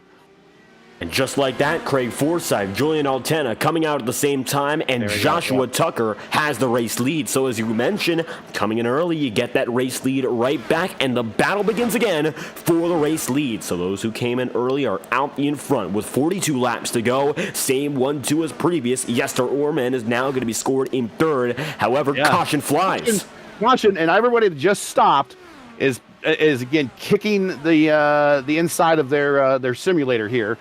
Because that would have been a key for those that haven't stopped yet. Jesper and Park Murphy are actually 2 of those guys that might benefit from this. So we'll see.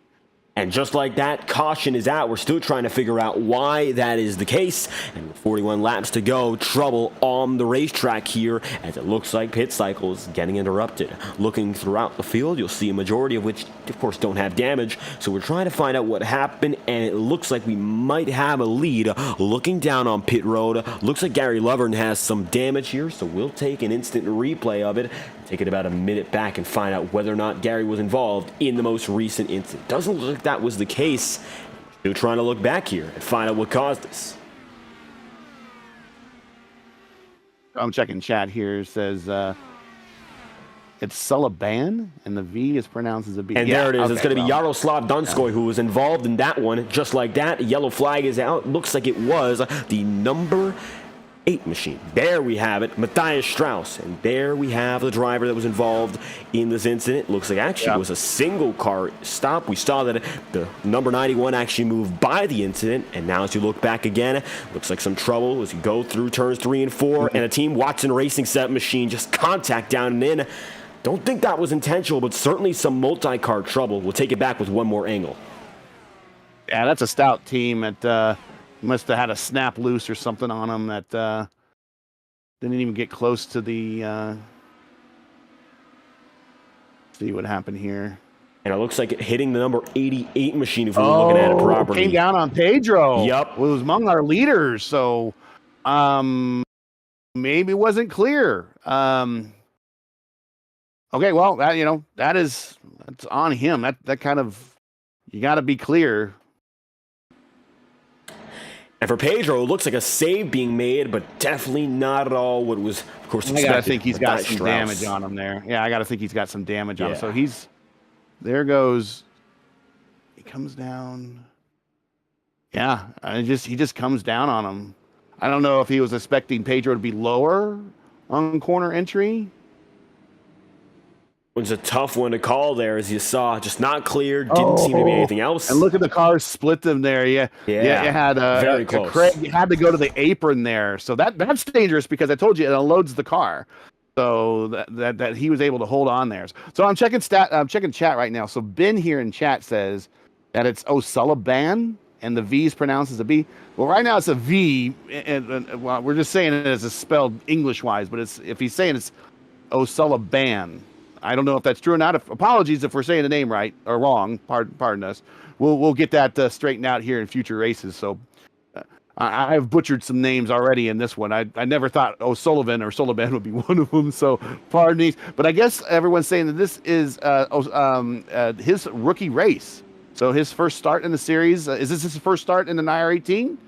Maybe one of you guys can tell us that. But if that's the case, pretty impressive that he's able to rock with the leaders for that long, because these cars, they're not for the faint of heart for first-time drivers, that's for sure. And it's just because you come out of another open wheel ranks, they also have those in-car tools, but the IR-18 is the only one that has those in-car tools unlocked for you to use. So you can go race the DW12 and you can't use those tools. You can go race the IR-05 or the IR-09, the old legacy IndyCar. Those are also locked. They have in-car tools on the IR-01. I think they have in-car tools for the Formula One cars. But during fixed races, those are all locked. The IR-18 is the only car, the only open-wheel car that I know of that you can adjust tools in a fixed race. Tell you that much. From open wheel car to open wheel car, many differences, and there's several generations of which go back to cars like the Lotus 49, so it's not all parallel, that's for sure. Even in terms of IndyCar, you say the 05, we got the DW12, the IR-18, and we saw that the IR-01 came out recently, or relatively recently that is, so definitely not all the same, but for a first-time driver, been a very impressive start, and being new to a league and staying up there up in front when the drivers might not know you, that's another thing. So certainly impressive in that regard. Joshua Tucker, though, he's got some advantage now. Bruno Miranda's in second. Craig Forsyth is in third. Big gain for the two of them. And now we've talked about Forsyth all race long. Sporadically, he's come up time and time again, but he has a chance to really put himself into the show as a main competitor for the race win. Yeah, he's a multi-time, I believe he's a multi-time winner here on the VOR Series. No stranger to victory lane. Won, at least that I know of, as I was a teammate of his in the Lionheart Speedway Series, which raced the DW12. He won a race there. So if you're able to beat anybody at the Lionheart level, you really are racing the best of the best. And that's in any one of their series for that matter. So we know it's in him. Bruno Miranda, we know it's in him. Tucker, we know it's in him. Got some guys that we don't know behind them. We're going to see how they're going to shake it out as we go green here, hopefully for the last time, lap 131. And here we go again. Joshua Tucker with another great restart there. You see how far he pulled away, just about a half second, and he's already up ahead. 37 laps to go this time by, and it's going to be Bruno Miranda and Craig Forsyth already back on the chase. And when you're on the hunt with such little time, you got to get a move on, and fast.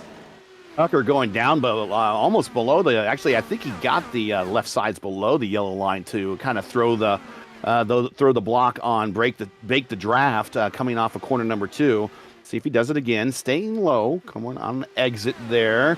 Going to stay low, yep. Now, he's turning the wheel a little bit more than the guy behind him. That's going to scrub off speed. That actually is going to add to your tire wear.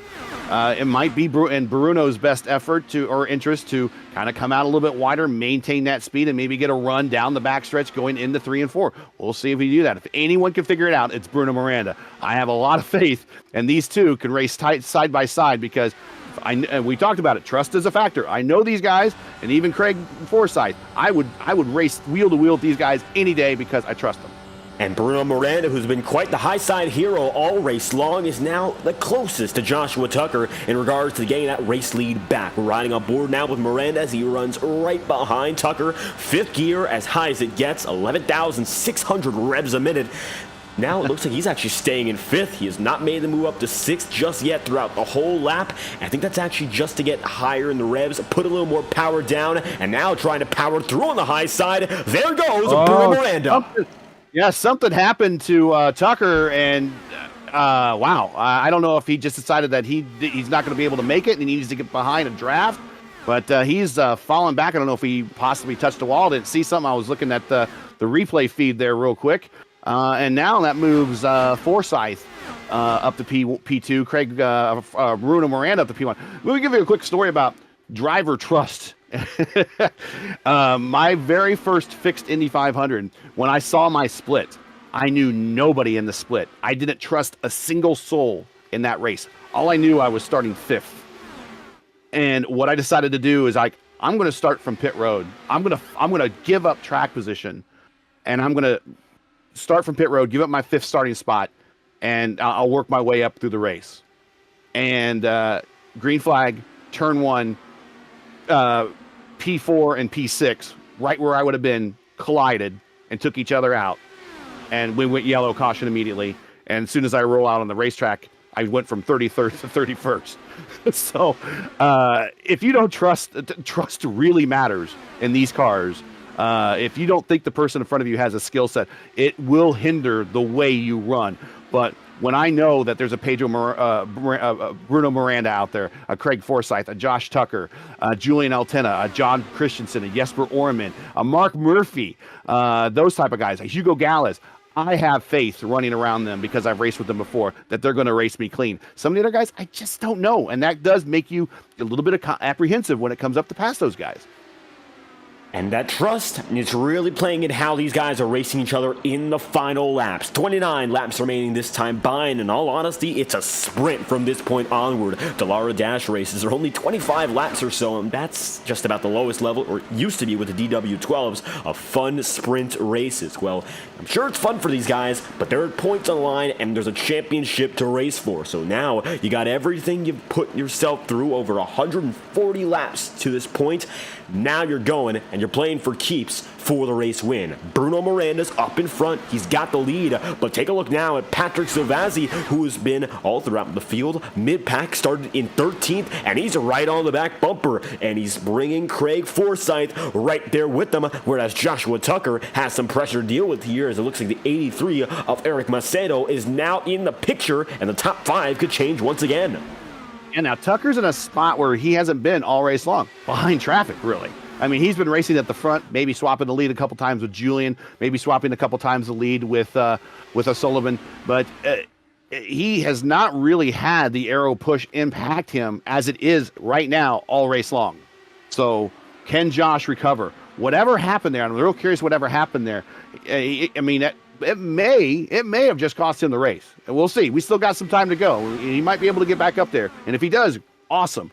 But if he doesn't, that just whatever happened in 3 and 4 to him just cost him the race. And you're looking how close these drivers are getting. I don't think it's cost him the race just yet, because he's still just about 3/4 of a second away from your leading man. Craig Forsyth is still chasing down Patrick Zilvazzi. As you look on board now with Craig, he's up top, and he's using the 6th gear, getting some momentum up high and trying to put that power down through the back straightaway. It's an all-out effort to chase your race leader and get there once again, hoping to put himself at the top of the board. He has not led a lap so far in this race, but the 4D Simware number 99 is closing in once again, and now we've come down to 24 laps remaining. He's right there. He goes way high. Yeah, taking a peek, got a little close on entry. Going to wash up there, so didn't have enough air on the front wings. Want to give a shout out to the 4D guys. 4D is a great organization. Anyone's looking for some simware, check them out at 4dracing.com. They're going to be our sponsors for the Monday, or actually now Tuesday night, Indy Fixed Strength of Field race. That's going to be on Raceverse here, starting every Tuesday night. If you guys, you like what you see it here, and you want to race VOR, come race VOR, but also check out the official races, Indy Fixed Series, Indy Open Series. There's going to be the IIS, which is going to mirror the IndyCar Series schedule, and then coming up, in May, we're going to have the fixed and open Indy 500s, which you can be a part of. So if you like what you see here, go out and buy the IR-18, get involved, learn the car, and show up for some of these official races. Get in here in VOR. You're really going to like it. IndyCar is on a resurgence for the last couple of years. It will get kind of down last year because we didn't have an iRacing aspect or footprint anymore. But really, the aspect of IndyCar and IndyCar excitement really kind of bubbled out ahead in 2022. And that's really because everyone the series was so strong, and the series was very healthy here on iRacing. And you can see now Craig Forsyth, for the first time, puts his footprint in the lead lap category. He led just about one or two of those laps in the middle of the battle here. 21 laps remaining, and he's right there. Orman, P5. Looking Jesper Orman close. worked his way to P5. Yeah, Eric Masato, he's worked up to worked his way up to P6. Julian hanging back in P7. Running out of time, Julian. Julian's got 20 laps left. Still some time, but he needs to get the move on here and get back up in that lead battle. Mark Murphy back there in 10th. So we got still some of the seasoned battlers are put their cars in a position that they can work for a solid top 10 finish, top 5, maybe even get on the podium. But right now, the guys fighting for the win is Patrick, Craig, and Bruno, and they're not letting up at all. Well, it looks like Joshua Tucker is going to try to get his way on the bottom side. As you see, Jesper Orman looks low, and just like that, it's a fight for fourth. Orman's been on the charge to get up in front all race long. He started one spot ahead of Craig Forsyth, and now he's only just about 2 spots behind. They're really close to contact there. Tucker, he heard clear on the radio, and he took it for... Sometimes your spotter can say you're clear, and you're not necessarily clear. And there's that because there's this thing called netcode.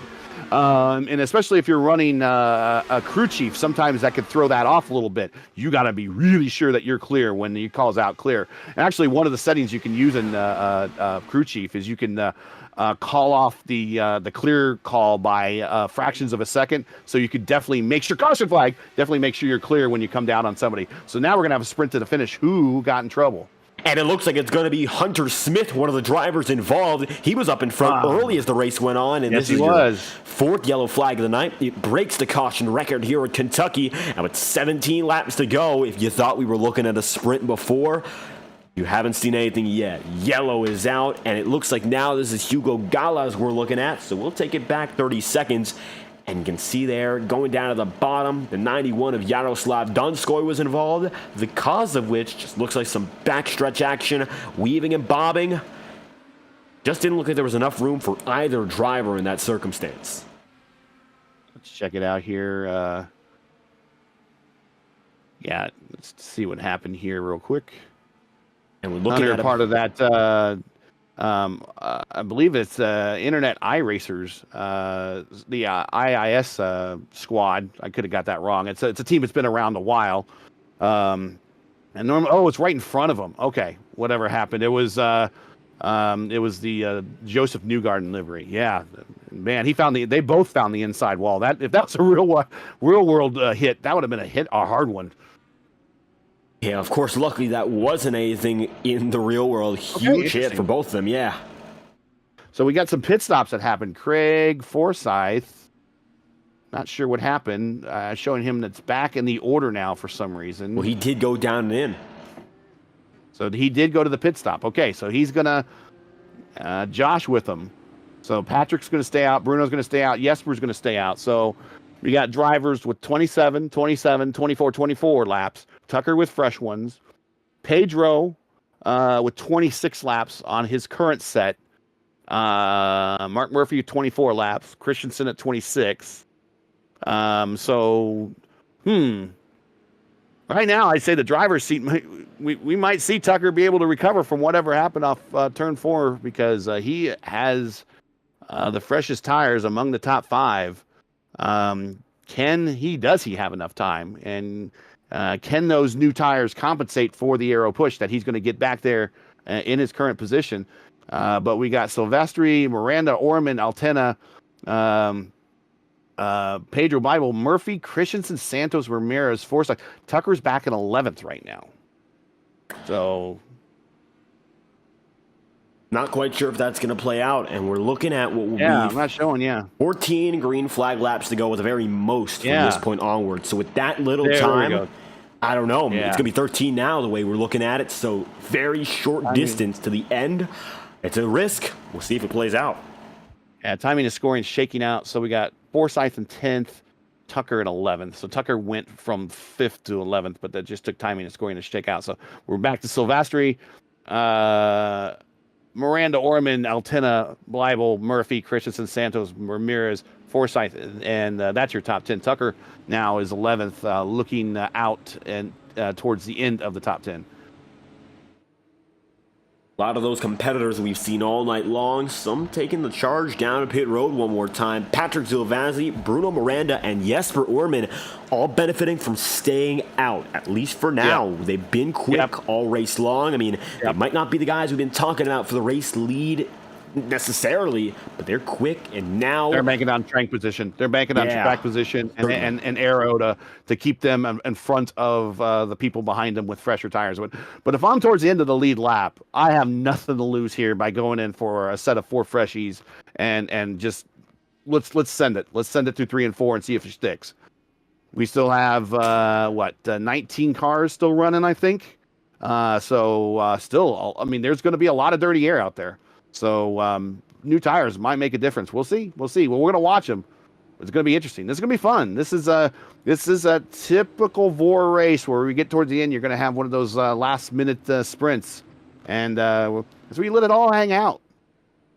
And I'll tell you this much, something that's different from the early part of this race, the average starting position for your podium right now is 14th. 13th, 6th, and 23rd, respectively. Earlier in the race, 100 laps ago, the first, second, and third guys were still up there in the top 3 of the race. I mean, it's a huge shift right now. It goes to show grid position doesn't determine everything here. We're looking at a different group of drivers who have been fast and now have an opportunity up ahead.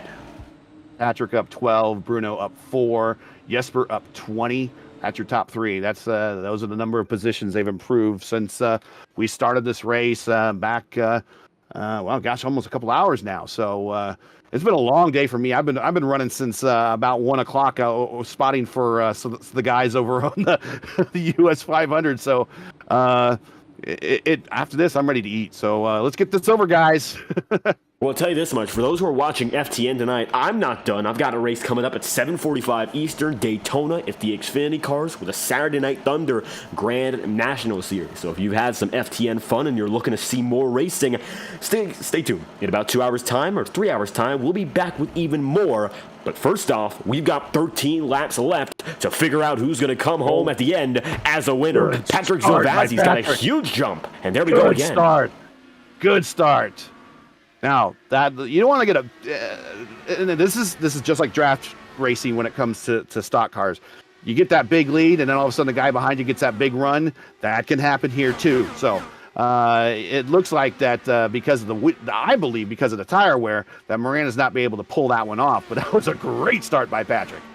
And that could be the difference between having to face that pressure immediately and maybe getting a lap or two as a grace period before everything gets very antsy once again. Bruno Miranda still there on the high side, trying to make things work out. He's also got Jesper Orman, and your pole sitter is right there as well. They're 3 wide for the race lead. Down to the bottom side, Jesper Orman takes the lead, and the bottom move will work, at least for now. Taking a look down to the bottom side once more, Patrick Zilvazzi at the line. Make it 3. Aprons being used. And they're banging. Almost contact with between Patrick and Jesper going in the 1. I think they actually made a bit of contact. Jesper's going to cut underneath him coming on the corner. He saw what he was trying to do before, and he's going to cut down underneath him going in the 1 and 2. And the exit of 2, excuse me. Here comes Julian. He's trying the shotgun side up at 3 and 4. He's going to have himself a good run. Gets around. Oh, Bruno washed up and lost momentum. He's back to 6. He's still got time. And now Julian gets around and flashes the dirty air, which is legal. You can do that. Always like flashing the dirty air to the car behind you. Flashes the dirty air to Patrick, causes Patrick having to lift just a tick. Julian holds the position. And now 2 of my good sim racing pals, 3 of my sim good racing pals. Here comes another one, Mark Murphy. These 3 guys I've all been teammates with right here. In one form or another. 1, 2, 3, and they're all of a sudden now part of this battle. And looking at Julian, who's your pole sitter tonight, it looks like now he's in the mix. Mark Murphy gets up there as well, and they're going to be pushing that Jesper Orman machine right back out front. 9 laps to go. We're in the single digits now, and every lap counts more and more than the previous. Jesper's got the advantage right now, but no telling whether or not Mark Murphy's got something in store to take it right back. Up top, Mark Murphy's going to take it once again. Looks like now Julian Altena is going to break a little bit of that gap and get right back up to Mark as they're 3 wide once more. It's going to be Orman down low. He keeps that lead, and it looks like right now Jesper's got the advantage on the bottom side, clear enough to take it down to the start-finish line with the advantage again.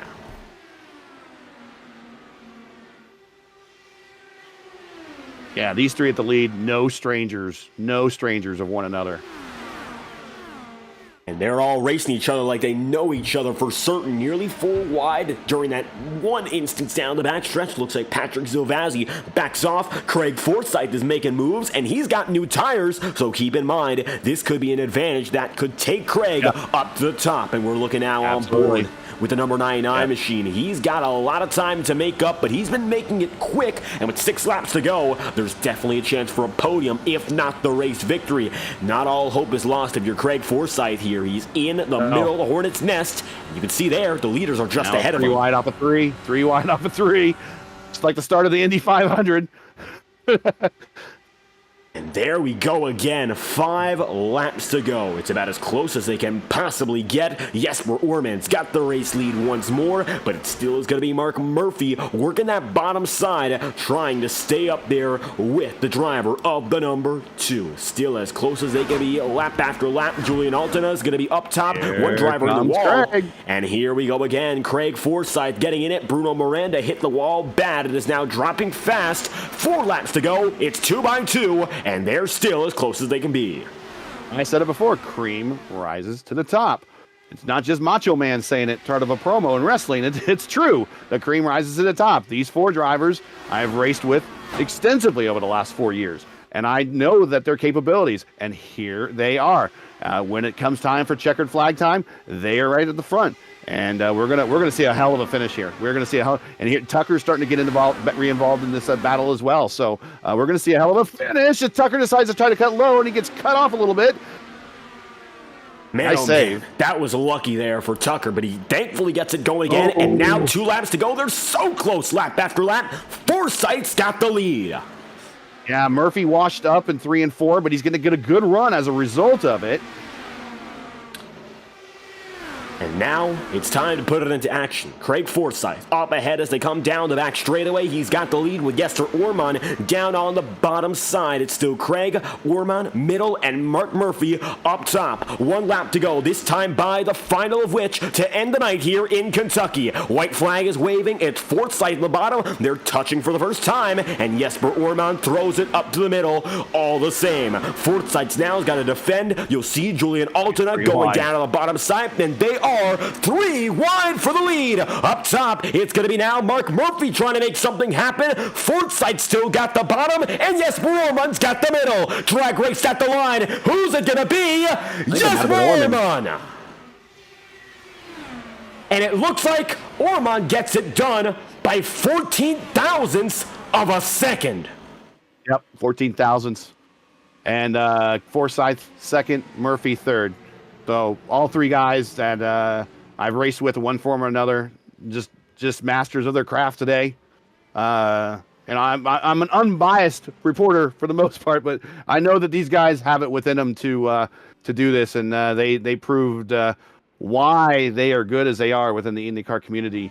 And Jesper had himself a frustrating race after getting involved in an early incident in the US 500. He gets himself redeemed here with a win in VOR. Craig Forsyth had a good run there in the US 500. He has another good run here. And of course, I'm not sure where Mark Murphy finished, but he was amongst the leaders, at least those on the lead lap. Julian involved in this finish. He had a good run in the US 500, the second split. Tucker had a decent race until he had some incidents there in the first year. So all 5 of these top 5 were involved in an earlier race today, and they roughed her out. So they did the double.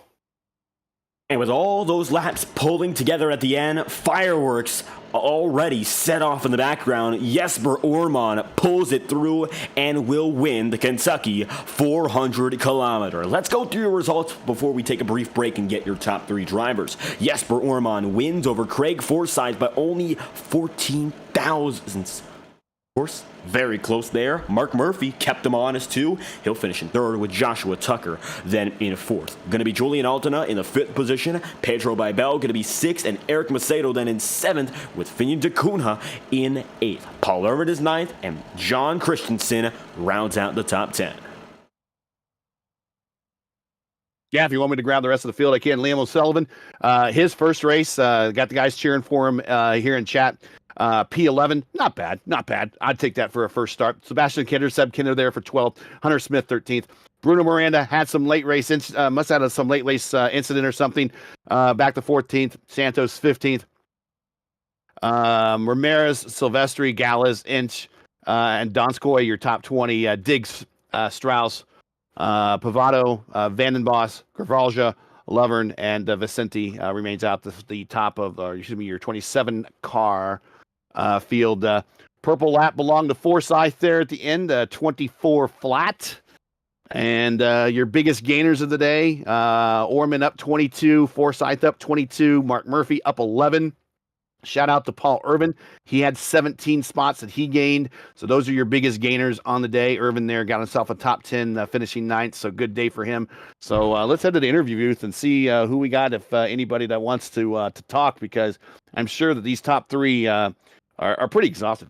Certainly. We'll take a look at our top three interviewees after a brief promotional break, courtesy of our friends at iRacing Motorsport Simulations. This has been the Kentucky 400 kilometer. We'll be right back with your top three after this message. Racing isn't easy, but experiencing it is. iRacing puts you in the driver's seat with the industry's leading sim racing game. Drive on laser scan replicas of the greatest racing circuits from around the world. Go head-to-head against other drivers chosen by skill-based matchmaking to ensure competitive racing at every level. Compete across all your favorite series. In officially licensed cars, engineered to deliver the most accurate driving experience possible.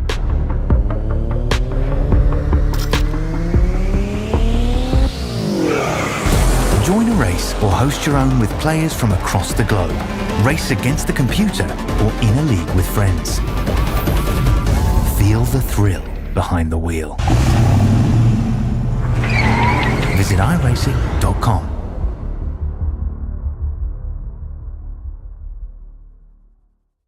Returning after a fantastic race here in Kentucky, we're going to talk first to our third place driver, Mark Murphy. Gary standing by with the driver of the number 69. I'm going to get him into the broadcast booth. And he disappeared. We just saw that happen. He goes away the moment we try to talk to him there. Mark Murphy, still trying to get a word with him. And yeah, we saw him. I don't see him anymore. Oh, there he is. He's in another broadcast booth now. Hold on, let's get him in here. Should be able to head our way. There he is. Yep. Murph, how you doing, buddy? Gary, it's been 378 days since I've talked to you, man, and it's unnecessary. So awesome. 378 days, brother. I am so happy to be back. It's been. I sat down in my rig at 8:00 this morning, and other than to get a quick sandwich and go to the bathroom, I haven't left it. I've been like that myself. I was spotting during the US 500 for I told you that, but all I've had was a bowl of cereal very early this morning. So 2 races back to back. I don't remember what you finished in the 500, or the US 500, but a P3 here by a nose for almost a win. You weren't in it all day. You did some strategy. You were in the back. You were probably just following Jesper, which is probably not a bad thing in hindsight, considering he just won. But a long day for you, but a rewarding end of the day for you. Tell us about your race. I tell you what, I was disappointed in my qualifying effort. That was not my best. I'll admit I didn't prepare for this at all. Most of my effort this week was focused around California, and so I hadn't turned a lap on this setup at this track since the last top split broadcast, and through just bad qualifying, and we had a lot of speed. Jesper and I both had a lot of speed, but on that second caution, he and I elected to come pit for fuel, and both of it, at least I don't know what he intended to do, but I brain faded it and didn't turn the tires off. So we were short one set. And so then we had to take gas only on a later caution so that we had enough tires to make the end of the race. And then Jesper you're exactly right. I faded to 15th, and I was just following what Jesper did, and I saw him give up, and I looked at the times, and I was like, well, the heck with it. We all got to stop 2 more times anyway. Let's shortcut one of them, and we got out, and we were bad fast. I mean, we would have come out with the leaders, and um, that was it. Got kind of lucky again with the late caution that we had better tires than everybody else up there, and let us get back, and it was on. It's so much fun to race with him and Craig and Julian and Josh. I mean, those guys. This is fun. I had a blast for 500 kilometers earlier, and I just had another blast there. There's no doubt about it, man. No doubt about it, Gary. Go ahead, Dave. You got any questions for him? Well, I'll tell you this much. When it comes to how you raced at 14th to 3rd, we saw you throughout the top 10 fighting there for most of the race. You came up here very late to pull yourself in the podium conversation. How was it making those moves? Maybe not as much time on the table. You still came home with a great finish. Man, I got a hat that says run the bad word cushion. And that was my philosophy in this one. Just get it high, wide, handsome, keep that thing wound up on the top, and it worked. I don't know if you guys saw it, but I was higher than pretty much everybody else for most of the race. And there's clean up, there's clean air and there's grip up there, but you don't want to make a mistake, and it worked. And so we drove up to, I think before my air, we were what, second and third. Jesper was running right around a white line, and I was up in the Harry Gant line, but different stylistically, but the result was the same. And kudos to Jesper. He got taken out in a 500 earlier in a mess that wasn't his own making, and he deserved that win. And I'm happy to be third, and I'm happy to be back, and I'm happy that once again, Gary and David, I get to mention my friends at Raceverse, the Elite Racing League, Warriors for Peace, and Black Magic Designs. We brought back the original chicken today, Gary. I don't know if you picked that up. That was we sure did.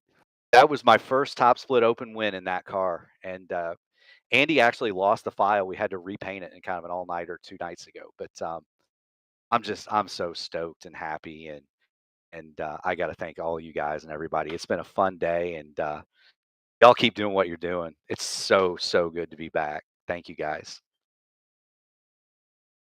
All right. Well, before you go, we can send you on your way to go celebrate. Got all your shout outs and everything. Congratulations on the P3, man. I know you're going to be doing some celebrating tonight. Incidentally, for those that didn't know, Mark here won the second split of the last US 500 that they had before the ban. So not a bad bookend to the ban for you. You got a win to start the ban, and then coming back, a great race. I'm not sure where you finished in the US 500, but a podium here. Not so bad to bookend what we call the unnecessary ban time. But thanks for showing up. Thanks for a great race, and I think you earned yourself some celebrating. Get out there and have some fun. Thanks, Gary. Tell Jesper and the boys I said hi. You got it. And that's Mark Murphy, the number 69 machine. Now, I'll tell you this much, we got our second place driver coming up, and that's going to be Craig Forsyth. 14 thousandths of a second of difference. And once again, Gary, you're going to be standing by with your second place finisher. And if we can move him to... Try to make sure this time he goes to the right broadcast booth. There we go. Yeah. Craig, you got us? Hello, gentlemen. Hey, man, it's just like nothing has ever left for you. It's just like we go to the band and you're winning before the band, and we come back from the band and there you are at the front again. Aside from trying to do the last to first challenge, tell us about your whole race, because I know I was spotting for some guys in the US 500, and you joined us kind of late in that lead group up there. And then to jump from that race to this race. So tell us about your day, and then tell us about this race. Yeah, it's been a long day. No, we screwed up qualifying in the US 500, but we were able to charge our way up forward. I think we ended up 8th in that, and our teammate ended up 2nd. So that worked out really well for us. And then immediately had to jump into this with practice already underway. But we knew we had the qualifying ban, so that's one less thing we needed to practice. So it was just. Take her from the back. I mean, Jesper was also at the back, so it was just the two of us trying to work our way up and forward through the whole thing. And I mean, there's 27 guys here. It's a packed field at a track like Kentucky. So you've got to be slow and methodical and not make all the good choices and try.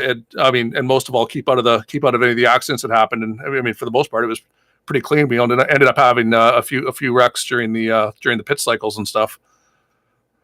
Yeah, those wrecks seem to kind of fall right at the right moments for those pit stops. It didn't see it right, especially at the end. It didn't seem it was going to turn into a fuel mileage race, but as always, you seem to always have a little bit of a fuel strategy to get yourself a bunch of positions, and I think you pull that off maybe in your first stop. Was it the plan kind of this to kind of make up spots, mass spots by doing the quick stop, or it just so happened to work out the people around you just didn't have a good stop and you're just a consummate pro? No, it worked out. I actually almost, I think it was on the second pit stop on pit exit, I almost looped it. I came super close. I think I skimmed the inside wall while trying to get back control of the car by inches. But luckily I was able to pull out, and I think we had a caution 2 laps later, which helped bunch everyone right back up again. Otherwise, it would have changed everything, because I'd lost the guys I'd been with using the draft, so I probably never would have caught up. I think at that point I was in the teens area, and I don't think I would have caught up to the lead 10 pack if not for that caution. But it worked out, and yeah, no, it was good. We got the I mean, it was a good day. I'm tired. I bet you are. I am a little older, a little slower, a lot grayer. We're all like that. At least I'm right there with you, man. Dave, you got any questions for him? Well, I'll tell you this much. One of the most important things we saw was that charge from the back. I mean, for the top 2 guys, 23rd and 24th, we took note of how quick you made it up there in about the first 40, 50 laps to be on the top 10 cycle by the end of the first caution. So what was the real magic there to make those moves so quickly and put yourself in the conversation from that point onward? I was really worried that it was that the packs were going to separate, and then I wouldn't be able to, you'd get to the front of, a backpack, but then wouldn't be able to advance at that point. So right from the green flag, it was make the moves, make passes, get it done, keep moving forward. And then as the first stint was going, I was realizing that the pack wasn't separating at all. So I think towards the end, I started slowing it down and just trying to get a couple extra laps of fuel out of it, just to make sure, because at that point, if you had a little bit of a fuel save, we were going to make it without having to do a splash at the end. And then every time the cautions came out, it was recalculating what we needed to do to skip a fuel stop, or keep the pit cycle at enough that we wouldn't have to do any type of splash. That was actually, I think it was Josh that pitted, I think, the earliest of the guys that went in. And I was surprised they went in that early, because based on my calculations, that meant they weren't going to be able to make it. So I wasn't, and at that point I hadn't been at the front, so I wasn't really sure how bad the fuel usage was leading. Mm-hmm. And I guess it was worse than I thought. But that was something I never got to experience because I wasn't up at the front. He pitted early, and then when it shook out, then we went to caution almost immediately after that. Yeah, the caution solved that right out. Yeah, he actually came out and gapped Julian by almost 2 seconds. So the shortstop actually, which is a strategy I've seen you do at Motegi, worked out really well, at least until if you were under green, but the cautions kind of nullified it. But there were some strats there, and I always know that you're working it. I mean, I've raced with you as a teammate. I've raced against you. I just know you're working it every single lap. So congrats. I know you got some shout outs. I want you to shout out 4D, because 4D is going to be sponsoring the Indy top split again when we start broadcasting that on Raceverse, and also the Indy Open second strength of field race when we have on Saturday. So go ahead and give your shout outs, and make sure you give a good shout out there to the 4D guys. No, that's Jim. Jim is one of the best supporters of the whole IndyCar open wheel iRacing field. I mean, he's multiple leagues, multiple guys, multiple drivers, and he's the biggest champion. And he's been, he's in the car driving as well all through this whole thing. through the dark year we just had. So, Jeez. I mean, the 40 the 40 guys, we've been good. Everyone at VOR. I mean, the league kept on going the entire way. I mean, that's how you really, you knew the guys that just loved driving the car, because even during the dark day, we were still in our leagues driving the cars, even though they couldn't be broadcast. Mm-hmm. So, I mean, those are the guys that, those are the good guys, and that you want to race in week in, week out, because they're the ones that love the car. Well, congratulations on the near victory. Congratulations just on a great day. I mean, I had a lot of racing, but 300 laps together combined between the two, plus 300 plus. So we hope to see you again next week. And I'm sure you're going to celebrate. So go have a good one. Oh, yeah. A beer is waiting. You guys have a good rest of your day. You too. Stay safe. All right. So let's get... It'll be Jesper Orman up next, wouldn't it be? Is Jesper? We got Jesper still? Let's hope we do. He's in the Netherlands, and so he's had a long day, and I do not see him. Don't know if he's online. See him? Well, I'll look through it, and I do not see his account is online, but I don't know if he's still in the session. I'll give him a ping. We'll try to get a word from him. Yeah. Does look like Julian Altano wants to talk to us as well. So if we got one other... I will say Julian always wants to talk, but I'm sure that as one of the guys that's in charge of this series, or as the guy that's in charge of the series, he's got to be pretty thrilled on how this race turned out, especially on a day when there are two other huge competing races that have 27 people. So let's go ahead and get Julian on in here. And while you track down Jesper... And there's looks Julian. like Julian's with us. Nice. We're tracking down Jesper still, Julian. But hey, man, you got to be thrilled that 27 people showed up today for this race in your series. Sorry. And after many of them racing another 150 laps earlier today. You guys can hear me first of all, right? Yeah, we can hear you. We got you. Yeah, I got a faulty mic, so sometimes it disconnects. But yeah, it was a great race today. A lot of cars to enter the race. It was a great race to come back from the broadcasting ban and everything that went on last year. Very happy overall about what we put on the last year or so in the league in general. Like Josh and Mauro have been helping me keep this going. Like I'll admit to everybody, in season 8, I seriously considered to just stop right there and just quit everything, because the league was doing so bad at the time. Because the broadcast ban hit right there when we were gonna start that season, I believe. But yeah, we kept going, and it's all paying off now because we had 27 great drivers here today. Including our rookie Pedro Blebo. He's a teammate of mine. I got him on because he was good on road last season. Never drove the ovals before, so I taught him a few quick things. Did an excellent job today.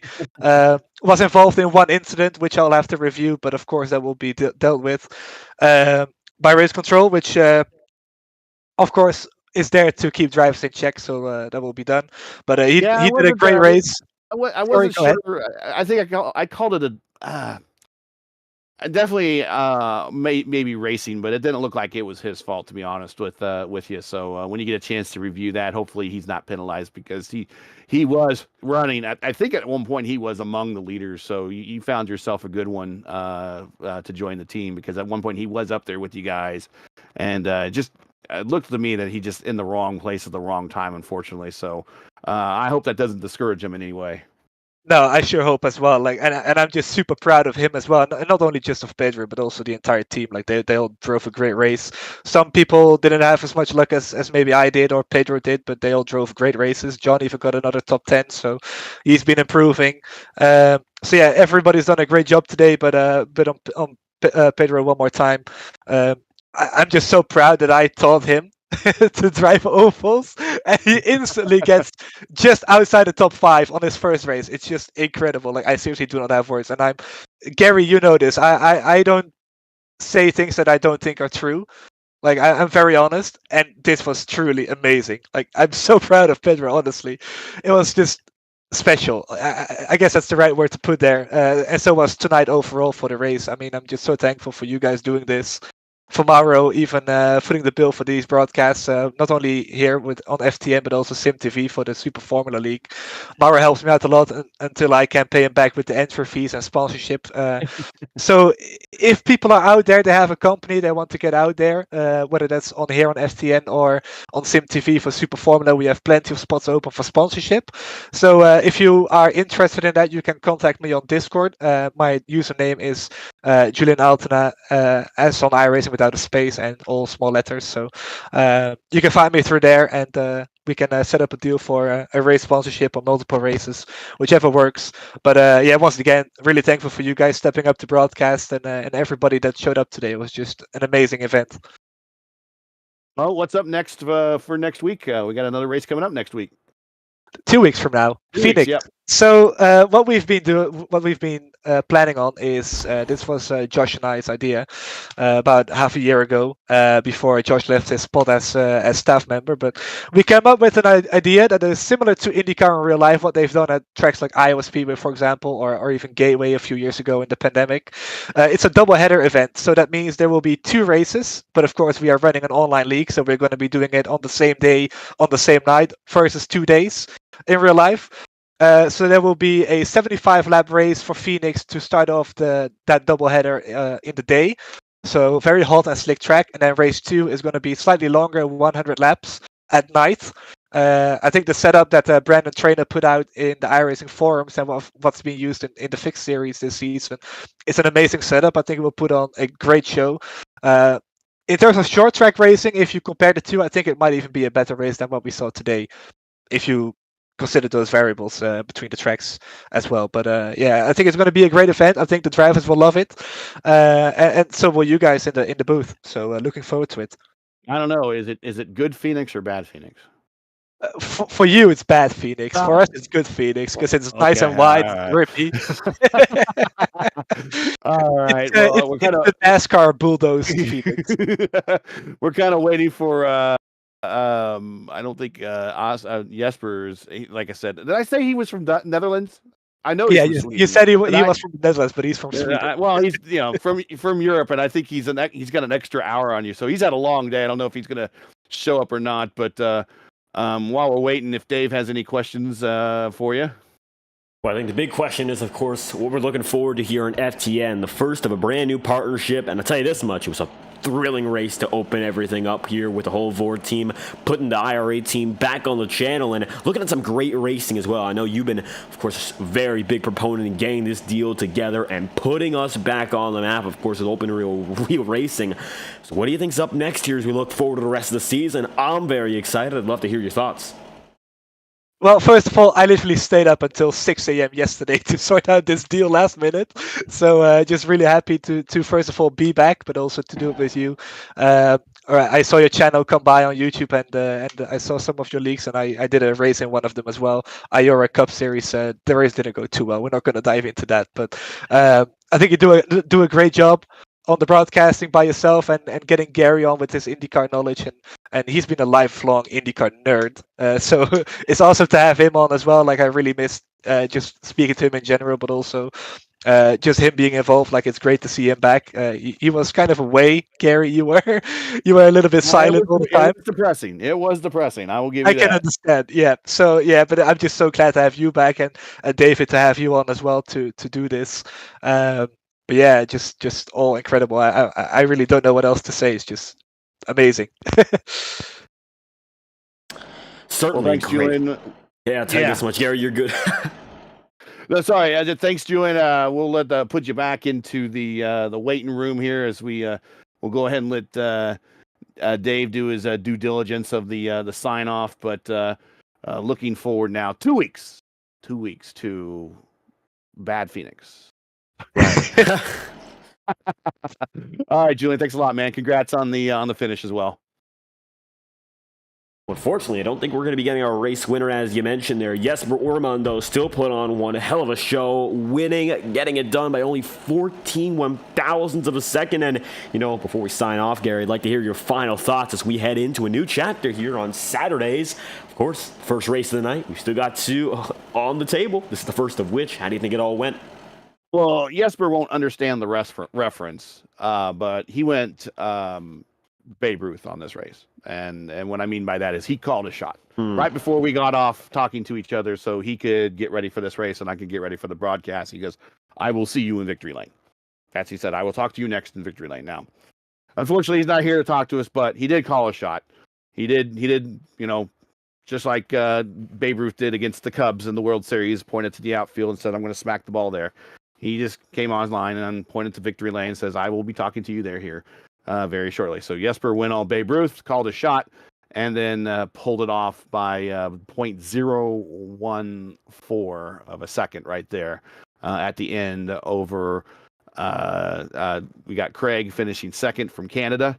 Of course, Jesper from Sweden, and then we got Mark just up the road here from me in Indiana here. He's up in northern Indiana. So we got a Swede, a Canadian, and an American in your top three. So just kind of a glimpse of the international aspect. But we had people from, you know, all over Europe amongst the top five. We had Brazilians up there.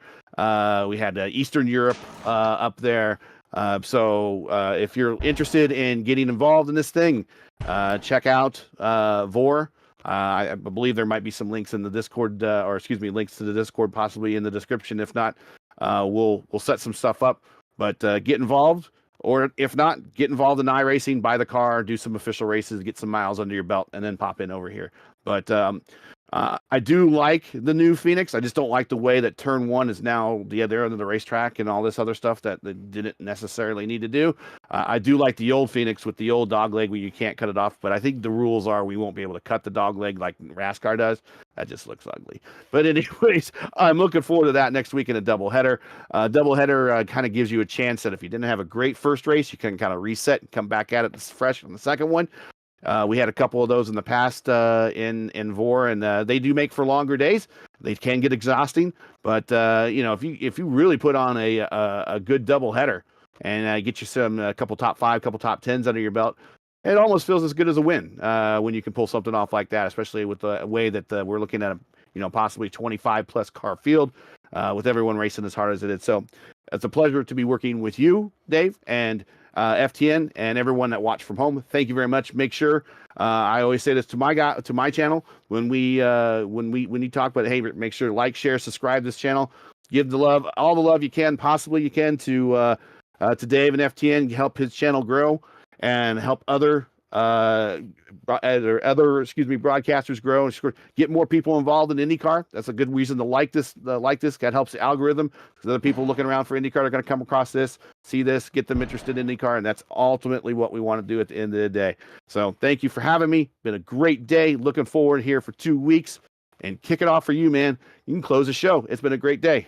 2 weeks' time, you're right. We got to look forward to nights, of course, at tracks like Phoenix, double headers, and a lot to go through for the rest of the season here in the IR-18 series. It's VOR, and it's back on FTN. IndyCar Racing from the Kentucky Speedway, and it's been a pleasure to bring all the action to you throughout all of tonight's racing. We'd like to thank, of course, a lot of the active chatters here in our chat room tonight, including Bean Man. It looks like it's also going to be Max Molina, Kenny Rio, Fathom RL, Ben Mulrine, Jensen Bell Racing, Leandro Silva, Average Jams, and, of course, Julian Altena coming later in the chat room. Again, we'd love to hear what you have to say, so keep that in mind and subscribe to the FTM YouTube channel for unlimited chat room access. Your feedback keeps us going night in and night out. We've got a lot of exciting action coming up in just about 2 hours' time as the Saturday Night Thunder Grand National Series takes on the Daytona International Speedway for the Grand National 200, a series opener from the high banks of the world center of racing. And this has been a thriller in its own right, so stay tuned on Saturdays for 2 FTN streams for the coming months as we look forward to bringing more of the fun to the channel here.